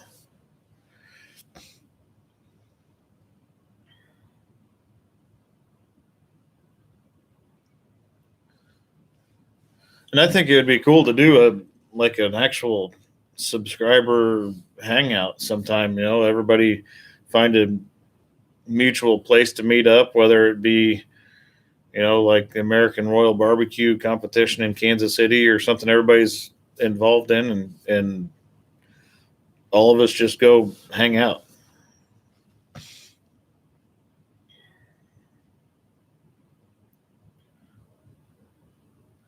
Viewer 3412 says, I've heard that Chinese made rigging material is scary to work with. Is that true? Which manufacturers? Yeah, I'd try to avoid anything like that at all costs. The manufacturer of shackles that we trust, who wants to throw that out there, because it starts with a C and ends with a Y. But typically the industry standard for rigging materials is Crosby.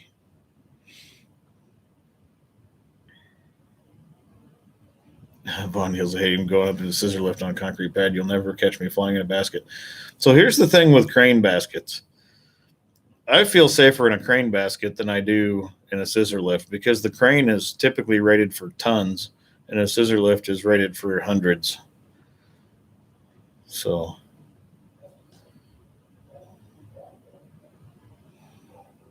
why Strong, it's going to be costly for me to get there from France. Yeah, that would be pretty costly. Trading Lamb, can you take me on FaceTime?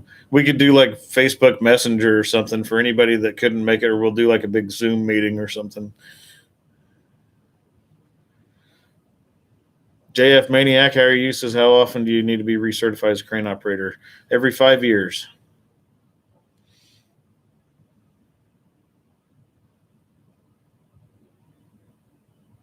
Head Transient makes a good point. Says, I've been in man baskets. It all depends on the operator.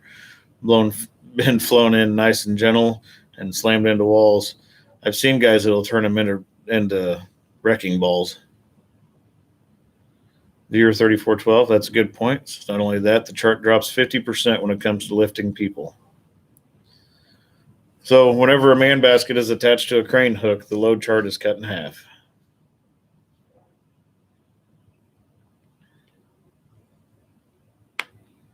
Oh yeah, Derek, that was a lot of trusses. Yeah, you tagged me on Instagram. That was a whole bunch of trusses. And for those that don't know that are watching, To the Top Crane is on Instagram, Twitter, and Facebook, but I don't get on the other three very often. It's kind of hit or miss. It's not like I have a set schedule that I jump on any of those, but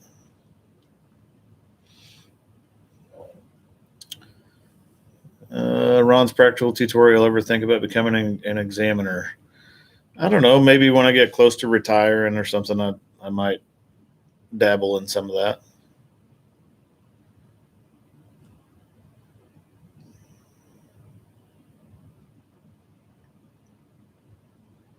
D. McDonald, how are you doing? D. McDonald says, hey, Jimmy, joined late. Maybe this was asked your last video lifting the tank. I didn't really understand how you rotated it. How do you rotate a cylinder with two loops? Okay, so when I rotated that tank, what we did is we picked the tank up and we swung it over where the pedestals were. And we laid some lumber out and we set it on top of the pedestals. And then they chalked the tank in place so it couldn't roll. And then what I would do is I would cable, since I had to roll it away from me, I would cable down and boom up to where, let me find something round.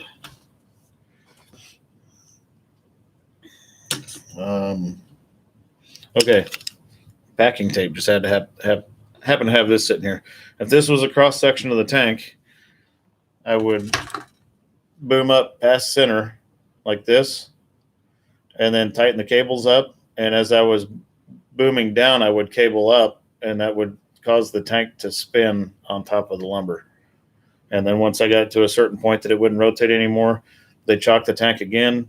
I would cable down, boom up, back past center, put a little tension on it, and then start booming down and cabling up to keep the tension and cause it to rotate. It's a lot easier rotating them towards you because booming up and cabling down is a lot easier to control than booming down and cabling up as far as trying to keep even tension on the tank. But it can be done either way. So hopefully that makes sense.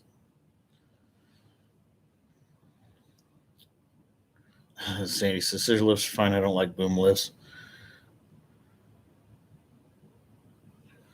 Von Hills, that brings up a good point. Does your load chart change if you are the crane picking up the heavy thing next to a crane with a basket? No, if you're only the load chart changes on the crane that is handling the actual basket. And I don't mind boom lifts either. I've worked on a ton of them, and I've spent a lot of time working on scissor lifts and boom lifts, and so I don't mind those either.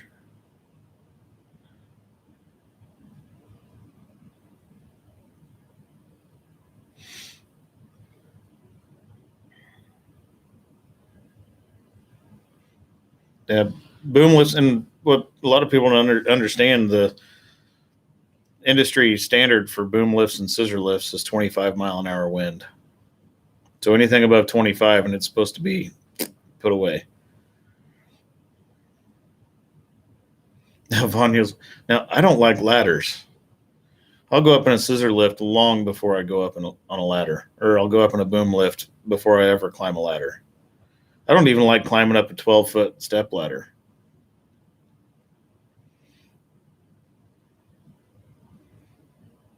And I'll ride in a crane man basket 300 feet in the air. It doesn't really bother me.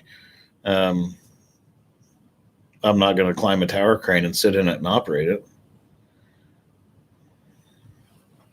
Just personal preference, I guess.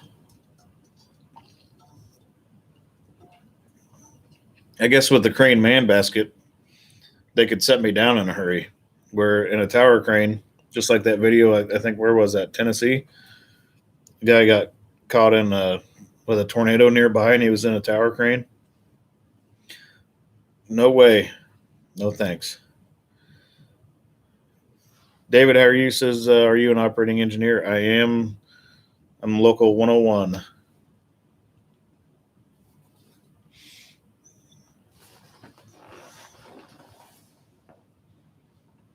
I've got 71 people watching. I think we had 71, 72 for a while now.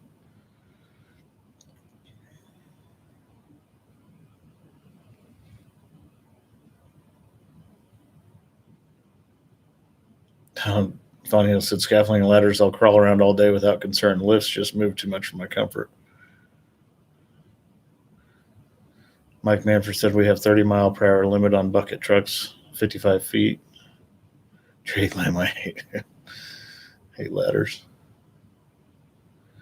Derek Pettit, there is a video of the crane in Tennessee. You'll just have to Google it. Nathaniel Lee, how are you doing? Says, how the big hammer coming along? I think I got 6 plates left to put on it, but it's not going to get finished this weekend. I'm building a fence around my backyard for my dogs. And it's a fairly sizable yard. It's, I think what I'm fencing off is an area about 120 feet by 130 feet, 140 or so. And that's not even all of it. That's just what I've determined will be enough room for our dogs.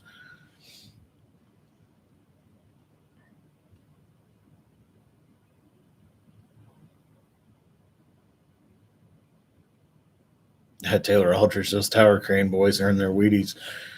Yeah, I know.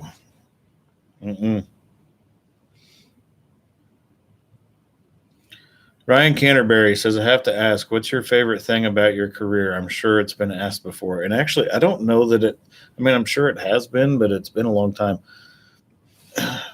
What gives me a lot of satisfaction is rolling into a site one day and there's nothing done. And when you leave, there's something there that will be there for sometimes 100+ years. So, like building bridges and unfortunately cell towers. A lot of that is I'm leaving kind of like my legacy behind. My kids will be able to take my grandkids, or my grandkids will be able to take my great grandkids across a bridge that I built. And I'm sure they won't remember it by then, but they could say, hey, your great grandpa built this bridge that we're driving over. It's being involved in projects that I know are going to be there for a long time. And it's kind of like leaving my little fingerprint everywhere I've been.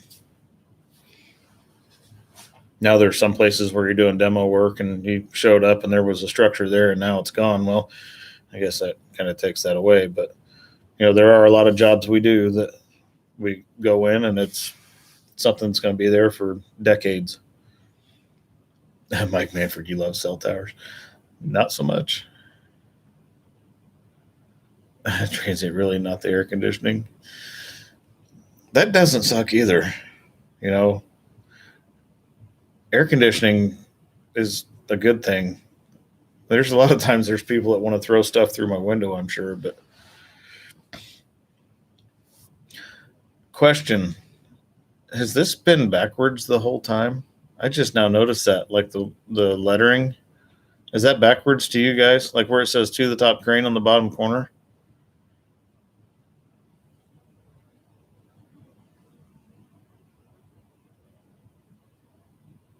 I wonder why it's showing backwards to me.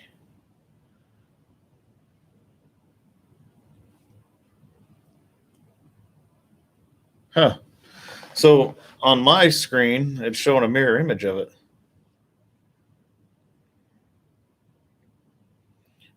That silly YouTube stuff.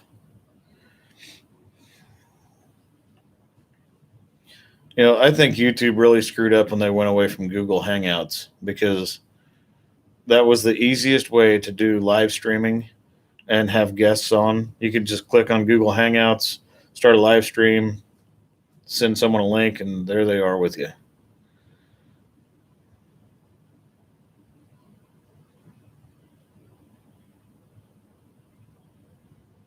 Oh, Sandy said, oh, you guys are talking about helicopter cranes now. I've seen one of those ditch a load once. That was interesting. Watching a helicopter set rooftop units, and they had one that was getting away from them or something, and he flew over their designated drop zone and cut her loose.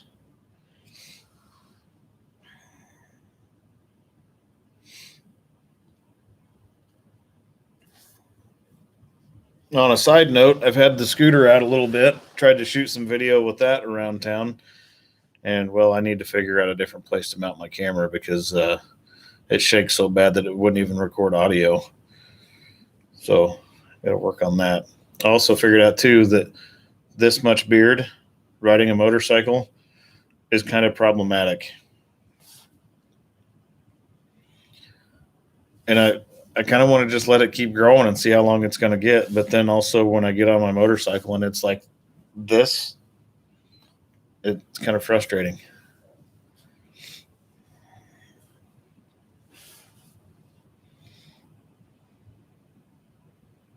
Von Hill's pretty sure you have to have a little bit of cowboy need to fly a sky crane, though. I'm absolutely certain.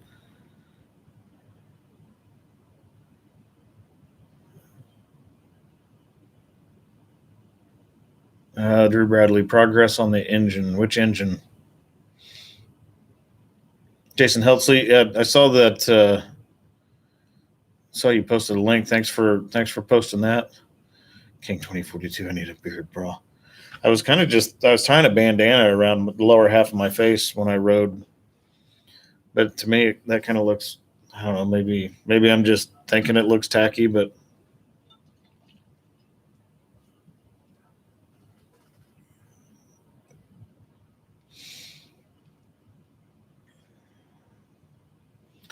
Viewer 3412, do you ever practice the NCCCO practical testing course just to stay sharp, or do you get the newbies to do it in their sleep before getting in the crane? I don't ever practice the test. I don't have to take it again. And realistically, I didn't have a lot of seat time before I took it. And if I could take it in a crane with the same controls as the Tadano, I could smoke that test. I don't know what the record is, but I'm sure a person could probably get through it pretty quickly after getting a couple thousand hours of seat time. Ron's practical tutorial. I need a Victory Vision. I don't know if Victory Motorcycles even in business anymore, are they? Oh, Trade Eagle Ham said you'd be proud to just set the camera cleaning down the boom. Oh, Drew Bradley, the 396. It's actually a 327. You talking about the one that I pulled the oil pan off of during the live stream? The one that we learned was a 2-bolt main instead of a 4-bolt main, but it's actually a 327.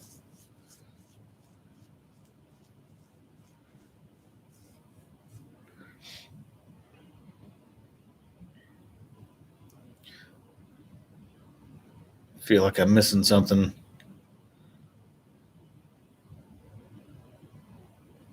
Lester and Thompson, how are you doing? I spent some time around lifts and will take one over a ladder any day after falling 25 feet off a well-secured ladder, which put me out of work for 2.5 years. And said that beard is epic. So Lester and Thompson actually trained me on service, or trained me through Genie service. It was factory service training for boom lifts and scissor lifts. I think electrical 1 and 2, and hydraulic systems 1 and 2. And I think 1 and 2 was the highest that they trained outside service personnel. But I went through Lester and Thompson's classes a long time ago and didn't even realize who it was or anything till this channel fired up and started commenting, and we put 2 and 2 together.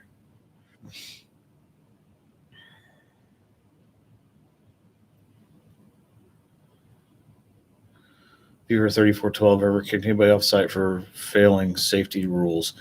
Typically when we're on a site, it's not our site. So, and that's what a lot of people, I guess, when they watch the videos, don't get that. when I roll into a job site, um, like I said at the end of that bridge video, they're not my circus, not my monkeys. And what I meant by that is that's not my job site, and it's not my job to dictate to them that they have rebar caps on them or that certain people follow certain safety guidelines, unless it pertains to the crane and like walking under suspended load and stuff like that.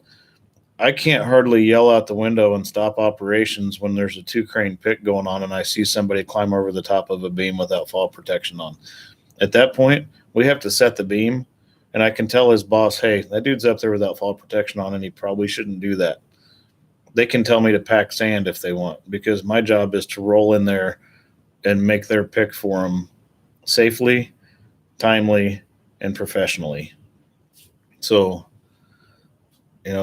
I wish more people understood that when they watch the stuff that's on this channel, because I don't get to dictate that stuff. I'm a hired hand at that point.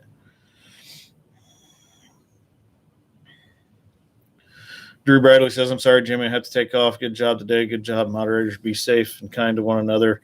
Have a good weekend, Drew Bradley. Thanks for popping in.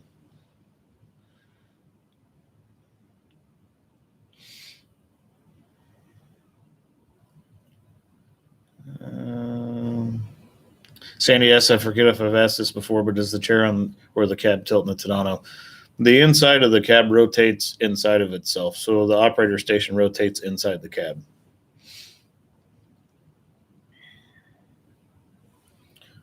Jason Helsley says 59 people watching, only 46 likes. Thanks for that, Jason.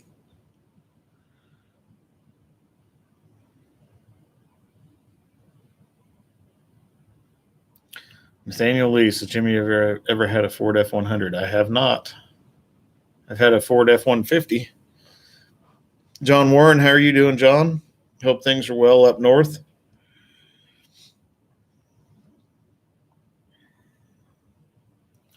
Yeah, and if any of you guys are watching anything I post on here,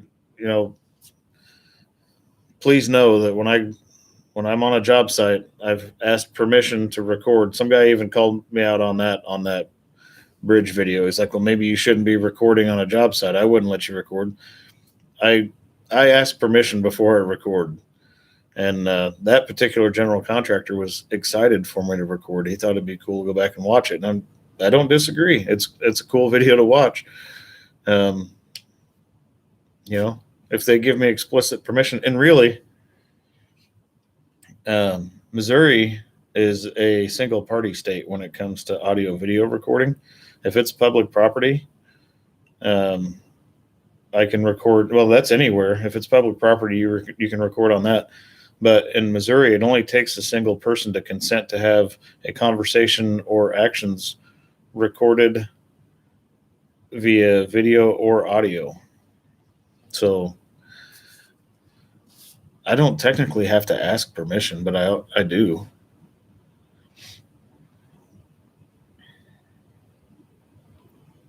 Von Hills, I've seen operators shut down the crane because the signalman was basically giving gang signs instead of clear signals. I've done that and gotten out and had a discussion.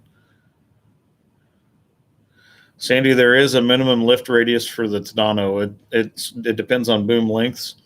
So the longer the boom gets, the longer the minimum radius is. Rambozo Clown, how are you doing? Transit said that's a good point. I can't believe some of the signals. Yeah, we get some fun ones at times. Taylor says also promotes and puts the trades in a good light. John Warren been busy after we bought another truck. And then the face. Euro 3412, thank you for your time. Looking forward to your next live stream. I'm out of questions for now, so I'll keep quiet until you call it quits for the night. You can if something pops into your head, feel free to ask it. I'll try to answer it as best I can. Mike Manfred, he was watching to catch his employees.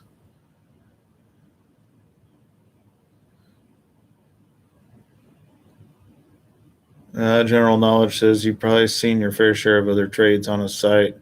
ever watch those guys in your downtime and try to pick out the goobers so you know which ones might be questionable to do? I do. I do sit in that cab sometimes when I have downtime, and I watch to see who's doing what and how well they're accomplishing things, and it does make a difference. Grimbozo Clown says finally out of the hospital. That's good news. So we've gotten all kinds of good news tonight. Rambozo Clown's got out of the hospital. Andy B is cancer free, so that's good. Von Heels, my favorite pay attention warning was dumped a full bucket of water on the head of a guy that was surfing Facebook on his phone. That probably made him put his phone away. David, I have been in a few DMAGs.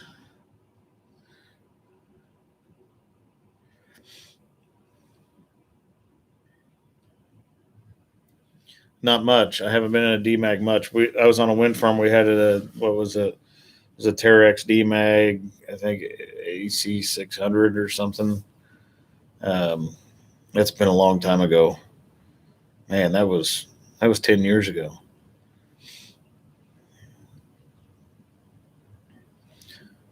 SS says hello.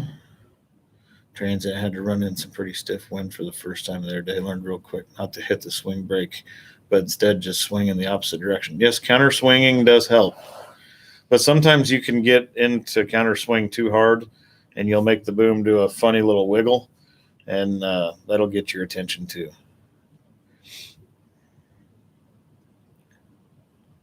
Mike Manford, need to do that to the youngins in my trade. So transient asks, any tips for windy operation?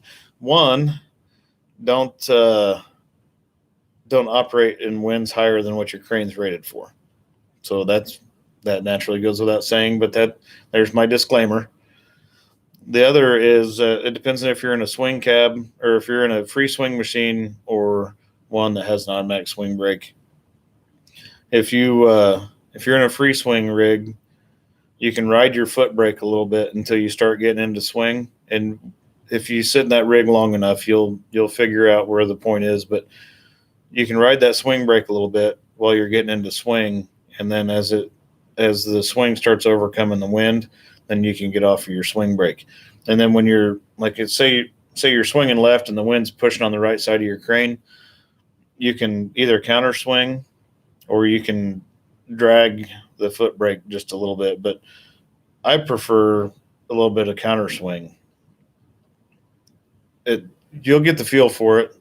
Just don't do anything you're not comfortable with, and don't operate outside the parameters that your crane's designed for.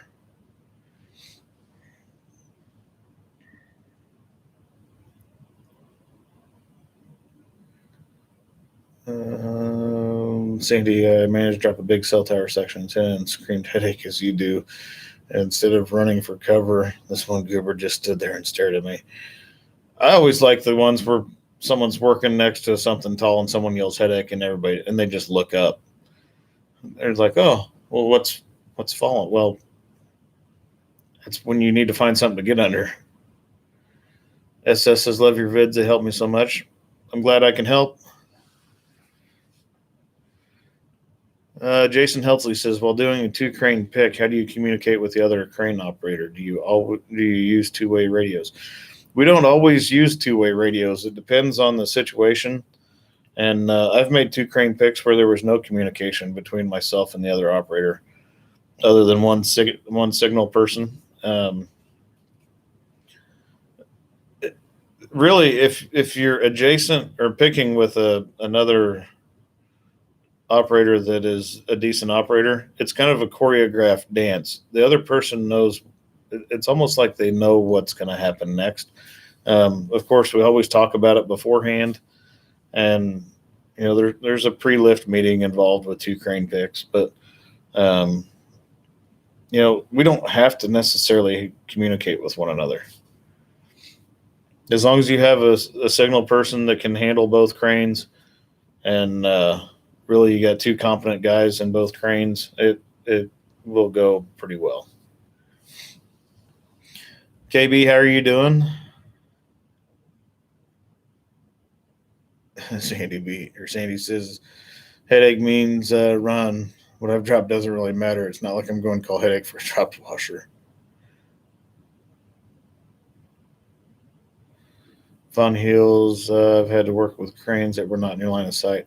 I have made 2 crane picks with cranes that I couldn't see.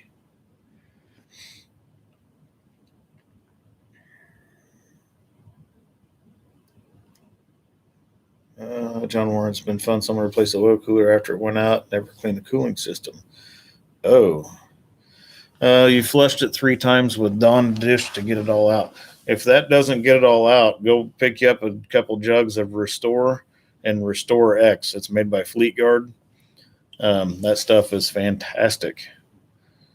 So I think you run Restore first. You dump your whole cooling system, put the Restore in with water. Typically, you pull your thermostat, block your radiator, get it up to temperature, let it run for a little while, flush that out, and then run Restore X through it. Same procedure for the Restore X. Dump that, flush it out 2 or 3 times, and then fill it with fresh coolant. But that Restore and Restore X will turn a cooling system from trash to spotless in a half a day's worth of work. Ryan Canterbury, what's your company's service area size, distance from your base? Just curious. We primarily service an area that's about a 90 to 100 mile radius. We will occasionally go a little farther. I've gone as far as about 160, but it seems like crane companies kind of overlap. If you were to lay out a map, crane companies tend to overlap, and once you get out to a certain distance, it's not really cost effective for someone to have us go that far. They just call a closer company. But we do have a couple customers that will use us exclusively, and we'll travel as far as they'll pay us to go. I mean, I'll drive that Tadano to Texas. It all pays the same. The customer's not going to want to pay for it. I get paid the same driving it down the road as I do sitting in the upper cab making things happen.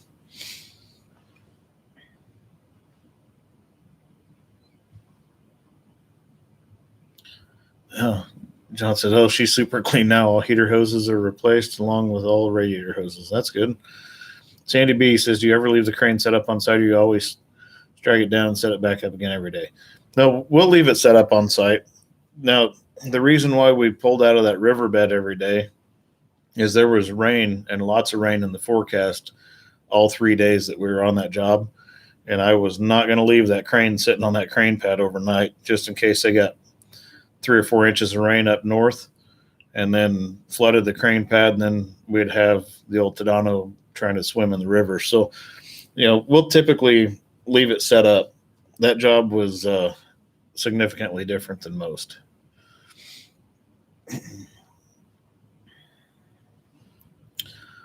You're 3412. What was the longest time you've ever been in the seat in one shift? Cranes don't follow DOT hours of service rules exactly.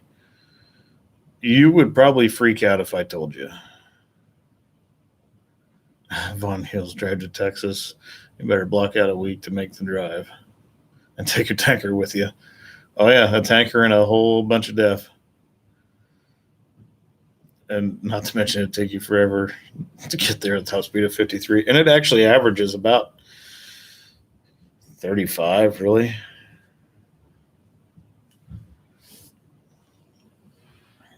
Von Hill says, viewer 3412, I know he said he's been in the seat for 14 hours before.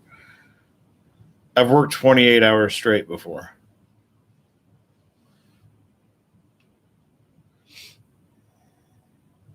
If that tells you anything.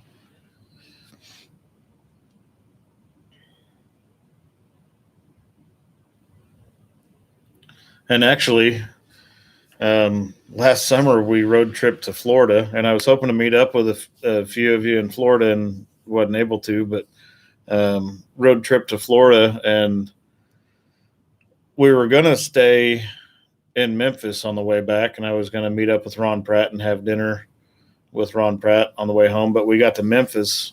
So we drove from New Smyrna Beach, Florida to Memphis, Tennessee, drove straight through and got to Memphis, and the hotel that we booked was terrible. Walked in the room, we're like, man, this isn't going to work. So canceled our reservation, got our money back, and my son's like, Dad, just send it. I'm like, what? He said, just send it. I'm like, just send what? He said, just drive home. I'm like, okay, so we've driven from New Smyrna Beach, Florida to Memphis. Now you want me to drive home? So it was a vote between my son, my wife, my daughter, and it was 2-1. My daughter and son wanted to get home. So we drove straight through from New Smyrna Beach, Florida to an hour north of Kansas City. That was 23-hour drive, I think, the route that we took. But when we were in Memphis, my wife looked at me. She's like, are you sure you can make that drive? I said, I sit in a crane for extended periods of time. I'm sure we can make this happen. I said, but you're going to have to go into that gas station and get 2 1-liter bottles of Mountain Dew and a king-size Snickers. And I finished the second 1-liter bottle of Mountain Dew when we were pulling in our driveway.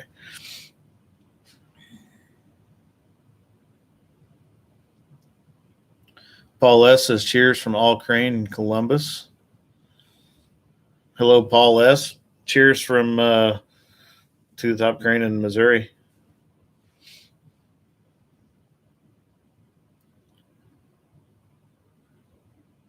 Bogu, how are you doing? Says, have you driven I have not driven a wrecker or rotator.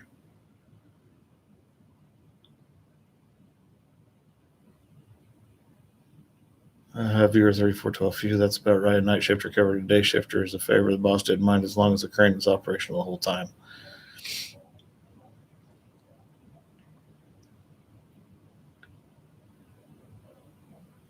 Derek Pettit, get her done.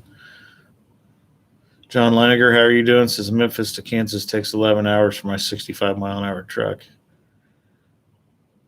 Derek Pettit, if you want to get home, just like your son said, just send it. I'm going to look and see how long it says Memphis to where I live.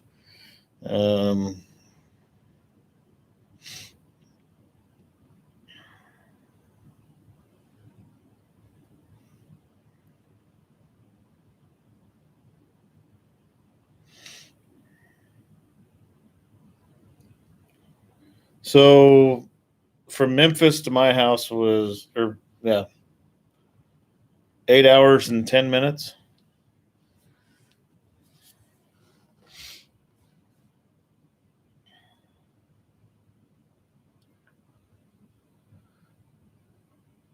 John Warren Mountain Dew will wire you up for a week, then throw a Red Bull to make shell wings for 48 hours. Yeah, and my wife even asked me, she's like, do you want me to drive? And I don't tell her I said this. She won't watch this live stream. She definitely won't watch it for 2 hours and 10 minutes, but she doesn't really pay attention when she's driving, so I don't ever let her drive. Like, she just gets on the road and does this. And so I don't ever let her drive. So I drove all of that from New Smyrna Beach to our house just because I tend to see broader horizons. But Jason Helsley said, I hate to leave good company, but I got to run. Hope everyone has a good night and a good weekend. Jason, hope you have a good weekend as well. Thanks for stopping in. I say stopping in. Thanks for hanging out the entire time and being part of all of it. And Jason's been around for a long time. I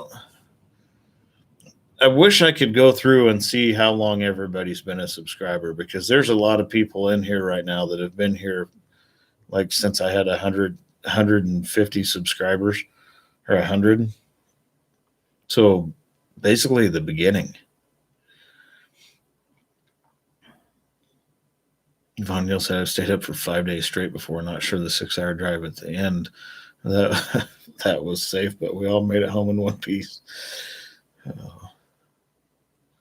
Rambozo Clown's got a clown icon.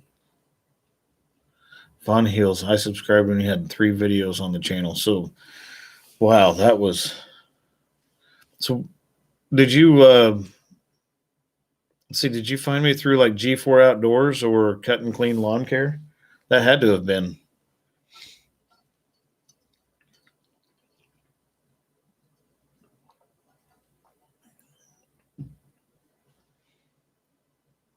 Yeah, Mike Manfred said most of the wrenches have been here from the start. True story. No, that was from a YouTube recommended video. I can't believe YouTube was recommending me after 3 videos. That last video, though, that bridge video, that thing blew up. That's the most views I've ever gotten on the channel. And let's see, my real-time views in the last 60 minutes, that's going to be a little skewed because of this live stream, but we've been averaging, about 400 views an hour for about the last 2 weeks.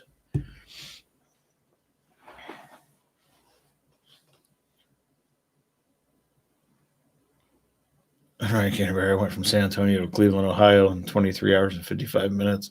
Worst day of my life. I slept for a day, I'm sure. Yeah, John Warren's been here for 2 years plus. Rambozo Clown said he saw my comment on Ron Pratt's channel way back when.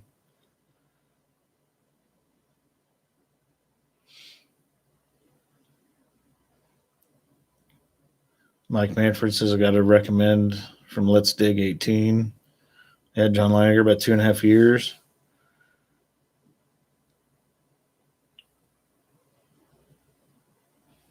Derek Pettit said, believe it or not, Jimmy, I found you through Cotton Top and Let's Dig. They showed your stickers. You got cool stickers. Well, you guys have all been here for a long time.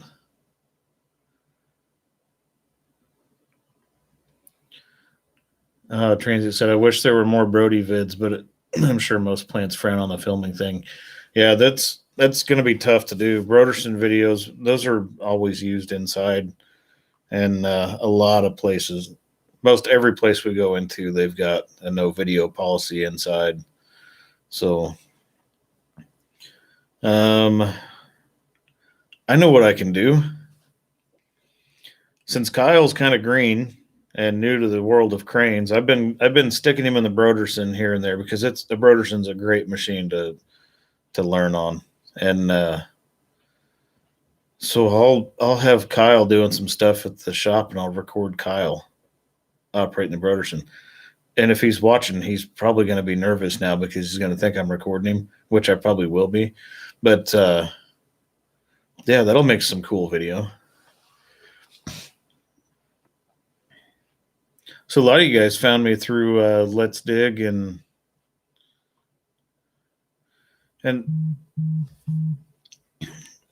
I really need to start watching some of those channels again. Man, if you're not a YouTube creator, you don't understand how much work goes into one of these channels. And at first I was watching, I just talked to Logger Wade today too. I haven't talked to him in a while, but I was talking to like Let's Dig. I was watching all of Let's Dig stuff. I was watching all of Wade's stuff. I was watching all of Ron Pratt's stuff. Jason Works a lot, Elite Earthworks, all those guys. And we were watching stuff, talking to each other. And then when you really dive into a YouTube channel and you start trying to turn it into something, it is a buttload of work. Yeah, so much so that it's basically a second full-time job.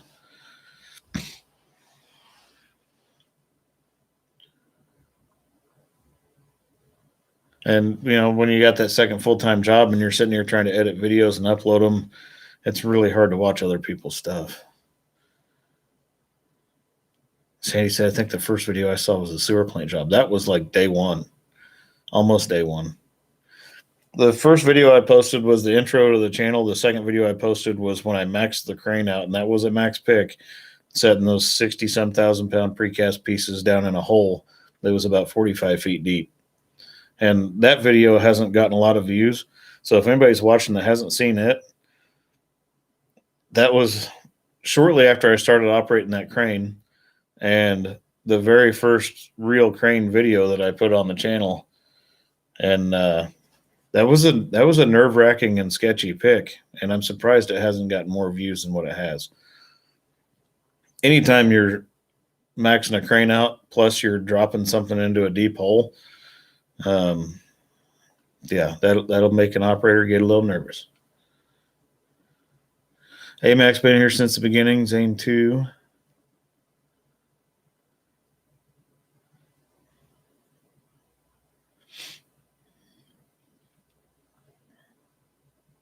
Nathaniel Lee found me through Cotton Top. Trady Glam says, "How you found me?" And I did. I found Trady Glam on. She posted a video on Cranes Are Awesome on Facebook. And if anybody on here hasn't checked out Cranes Are Awesome on Facebook, you need to do that because Lackland runs a very, very, very good crane page on Facebook. And he was kind enough to make me a moderator, even though I haven't been overly involved in it in the last few months. But it's a great crane. If you like cranes, Cranes Are Awesome on Facebook is a place to go.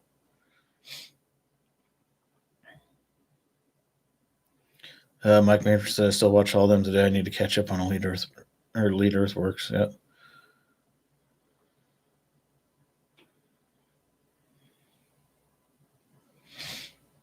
I think I've missed some people.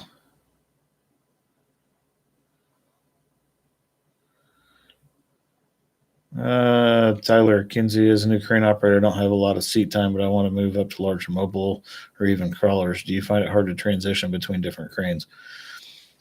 Yes and no. I mean, cranes are cranes. They pick stuff up, move it around.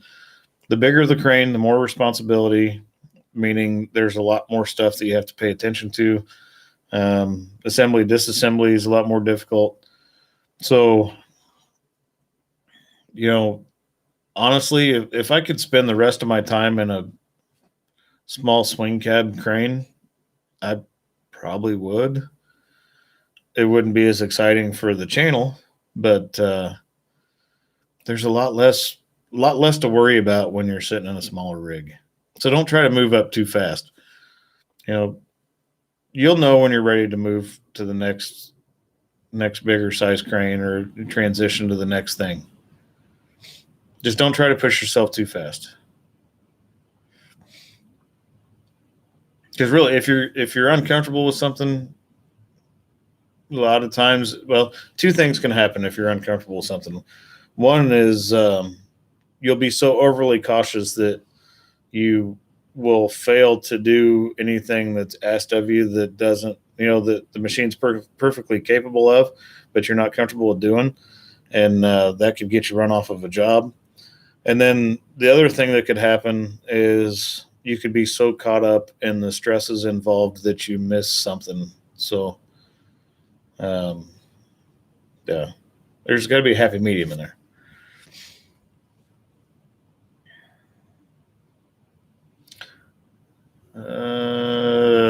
David S., that's a good question. I said, did your company have any issue with your videos? Initially, the owner of our company was pretty cautious with it. And then once he realized that I wasn't going to put a bunch of stupid stuff out there in the world, then he was good with it. And actually, he's showed some of our customers some of my videos just so they can see what we do.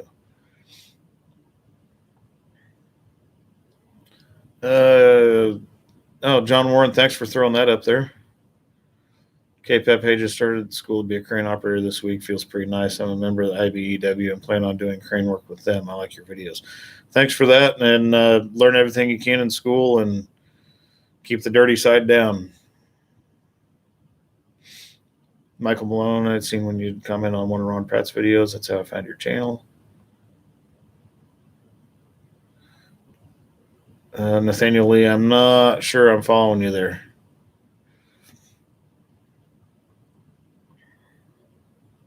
Yeah, Trade Clamp. Small cranes are awesome too. Yeah, I mean, cranes are cranes. Oh, Jim says about 1.5 years found you searching YouTube since I'm a crane operator. I like watching what other operators do. And, what I do might not work for what other people do. And you can't take what I do and necessarily apply it to everybody's situation. So, don't follow what I do as carved in stone.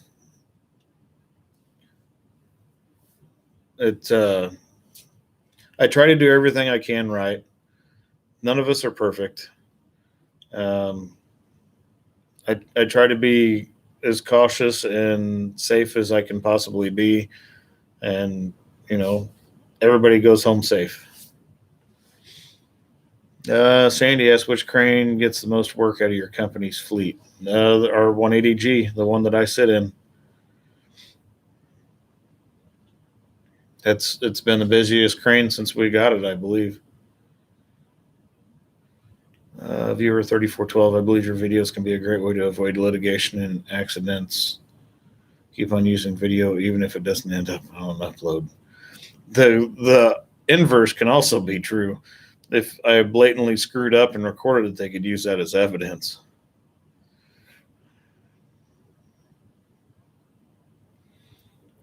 Mike Manfred, I love running my Terex Commander 4045 digger or Derek Digger. Those trucks are cool trucks. I've played around on a few of those.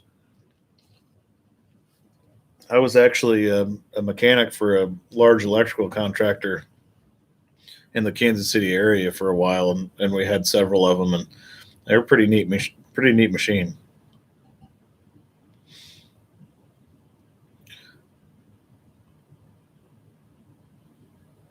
David, that's a good question. You ever lose sleep over a job? I have had some jobs that have kind of kept me awake at night. Not necessarily, not after the fact, but it's not so much the stresses of the actual job. A lot of times I'll be sitting and thinking, exact radius I need to set the crane up at, and predominantly it's cell towers. Um, but just getting everything worked over in my head, how where we need to put the crane,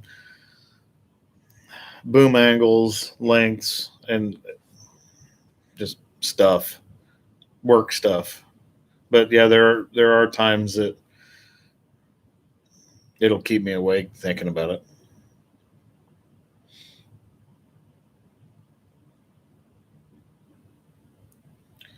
Transient said one thing you helped me. You said was to watch your radius when picking heavy loads and to use the boom up to keep the load from swinging out. Definitely a helpful tip. And someone asked me to make a video showing how I pick loads so cleanly, and that's what they're referring to by clean, is not having it swing away or swing towards you. And I guess I'll do a video on that, and I'll try to set some cameras up in different places. And it probably won't be on a customer job. It'll have to be something I do in our yard. But I'll see if I can make a video showing exactly how I do that.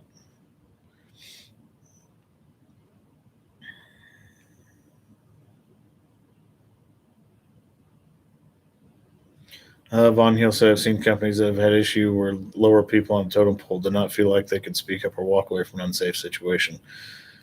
Anybody that's working around that or working around a crane that I'm sitting in, if they got an issue with something, I encourage them to speak up. Because if someone that's working around that crane is concerned about something, I'll shut the crane down or shut the entire job down by shutting the crane down until the situation's rectified. If they feel it's that serious, I'll back up the people on the ground by using the crane. I mean,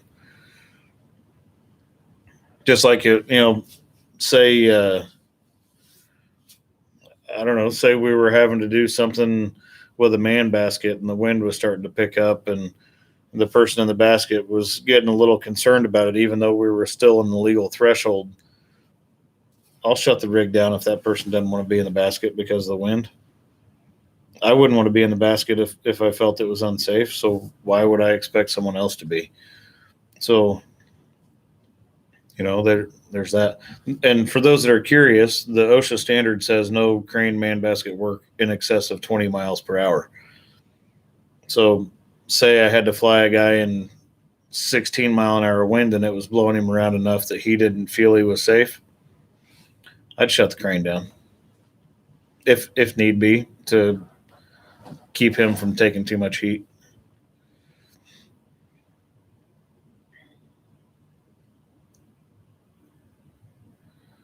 Tyler Kinsey, do you feel like it can be hard to work with subs when they want the operator to move faster than you're comfortable with due to weight or load? Nope. Here's my thing when it comes to that crane.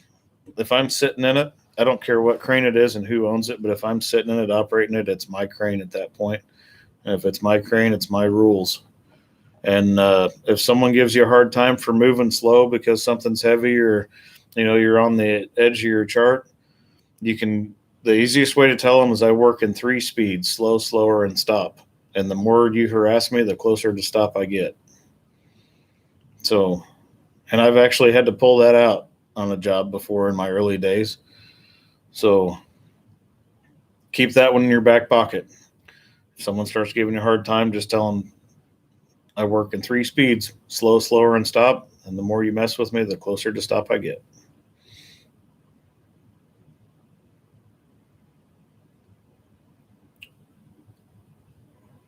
Alex Edenberger, currently watching your second video. It's a pretty good one, even though the editing probably sucks in it, because I was definitely learning how to edit on that one. I'm still learning how to edit. There's stuff my video editor will do that I don't know how to do.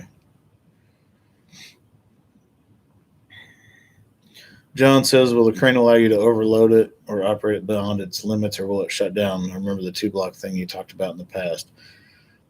It will allow you if you turn the key, and that's the term, turn the key, but there's an override key in the crane that will allow you to turn the crane over or crash itself or break itself in half. It basically tells the computer that, hey, I'm smarter than you and I'm going to do what I want with it. And so you can put the crane in a position where it destroys itself by turning a key. But no, if you have everything entered into the computer correctly and you don't turn the key, it will stop you once you get to your maximum capacity, maximum radius, those such of things.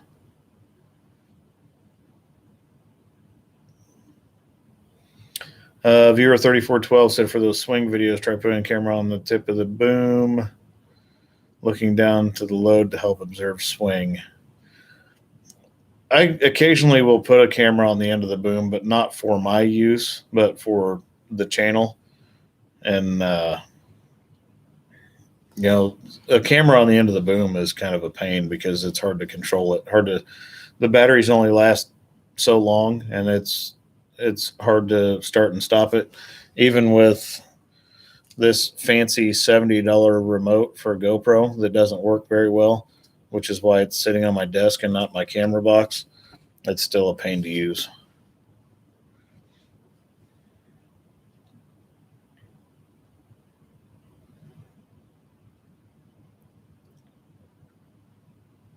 Von Heels, override key should be labeled, I'm betting my job I'm right. That's a fact. Yeah, general knowledge, that's a good one. Override key should be labeled your buddy's life. Spying Dutchman, self-destroy button. The reason why that key was put in there is to get the machine out of an unsafe condition. It wasn't put there to push it beyond its limits. If for some reason the computer decides to freak out, then that key is there to allow you to override and put the crane back into a safe condition.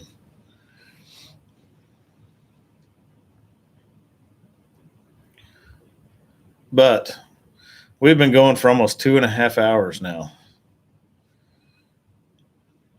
And for those that have been around the channel for a while will know that I've done a 6-hour live stream before. I'm not doing that tonight.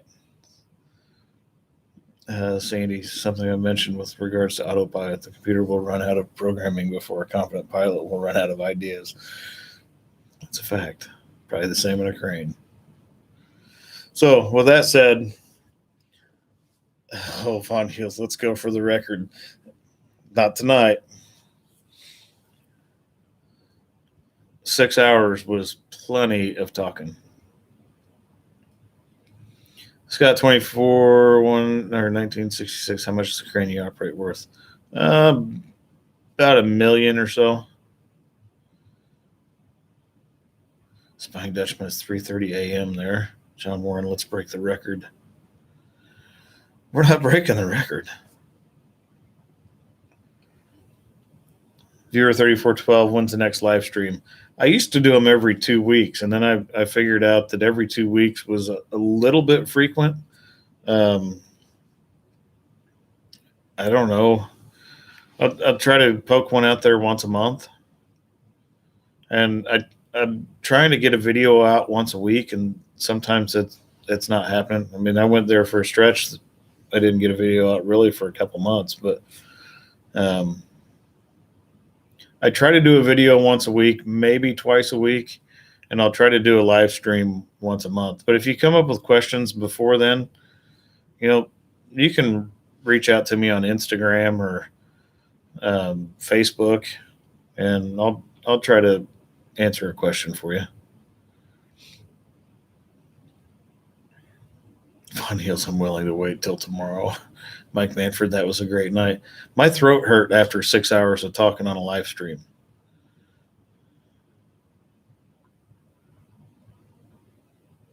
Trey Eaglehan, be glad you know, or you have a computer. My rule is know your chart, know your crane. That's a fact. John Warren, no guts, no glory. Viewer 3412, see you next month then. Mike Manfred, what's the next video? Well, what do you guys want to see? I've got footage from where we set up in the middle of a 2-lane road, which we had some data wires around us and some 110 volt street light wire and stuff like that. So, I mean, that might be a pretty cool one for everybody to watch. And I've got footage from last winter. So even though it's been hot out, do you guys want to see some snow on the ground? I've got a tank video that took me clear to my limit as far as capacity, and that was with full counterweight. And I know it's another tank. I mean, I've done a lot of tanks, but this one maxed me out. And there's some pretty cool footage of a very stuck skid loader in there. So I don't know, maybe I'll do that one. But anyway, a tank video is always fun. Oh, our nemesis visits Jimmy's job site. True story. I've got a bunch of footage still in the computer. But with that said, we're 2 hours, 32 minutes, and 32 seconds into this. So I'm going to have to call it quits, go eat some dinner and hang out with the family and think about what I'm going to upload next. Many thanks to everybody for being part of all of this, and some of you guys for sticking it out for going on 3 years, 2.5 years. Everybody have a fantastic weekend, safe weekend, great next week, and I will try to get something uploaded maybe Monday, Tuesday-ish. I'm not going to promise anything. We'll have a video sometime between now and next Sunday. How's that? So with that, thanks for everything. Two Top Crane is out.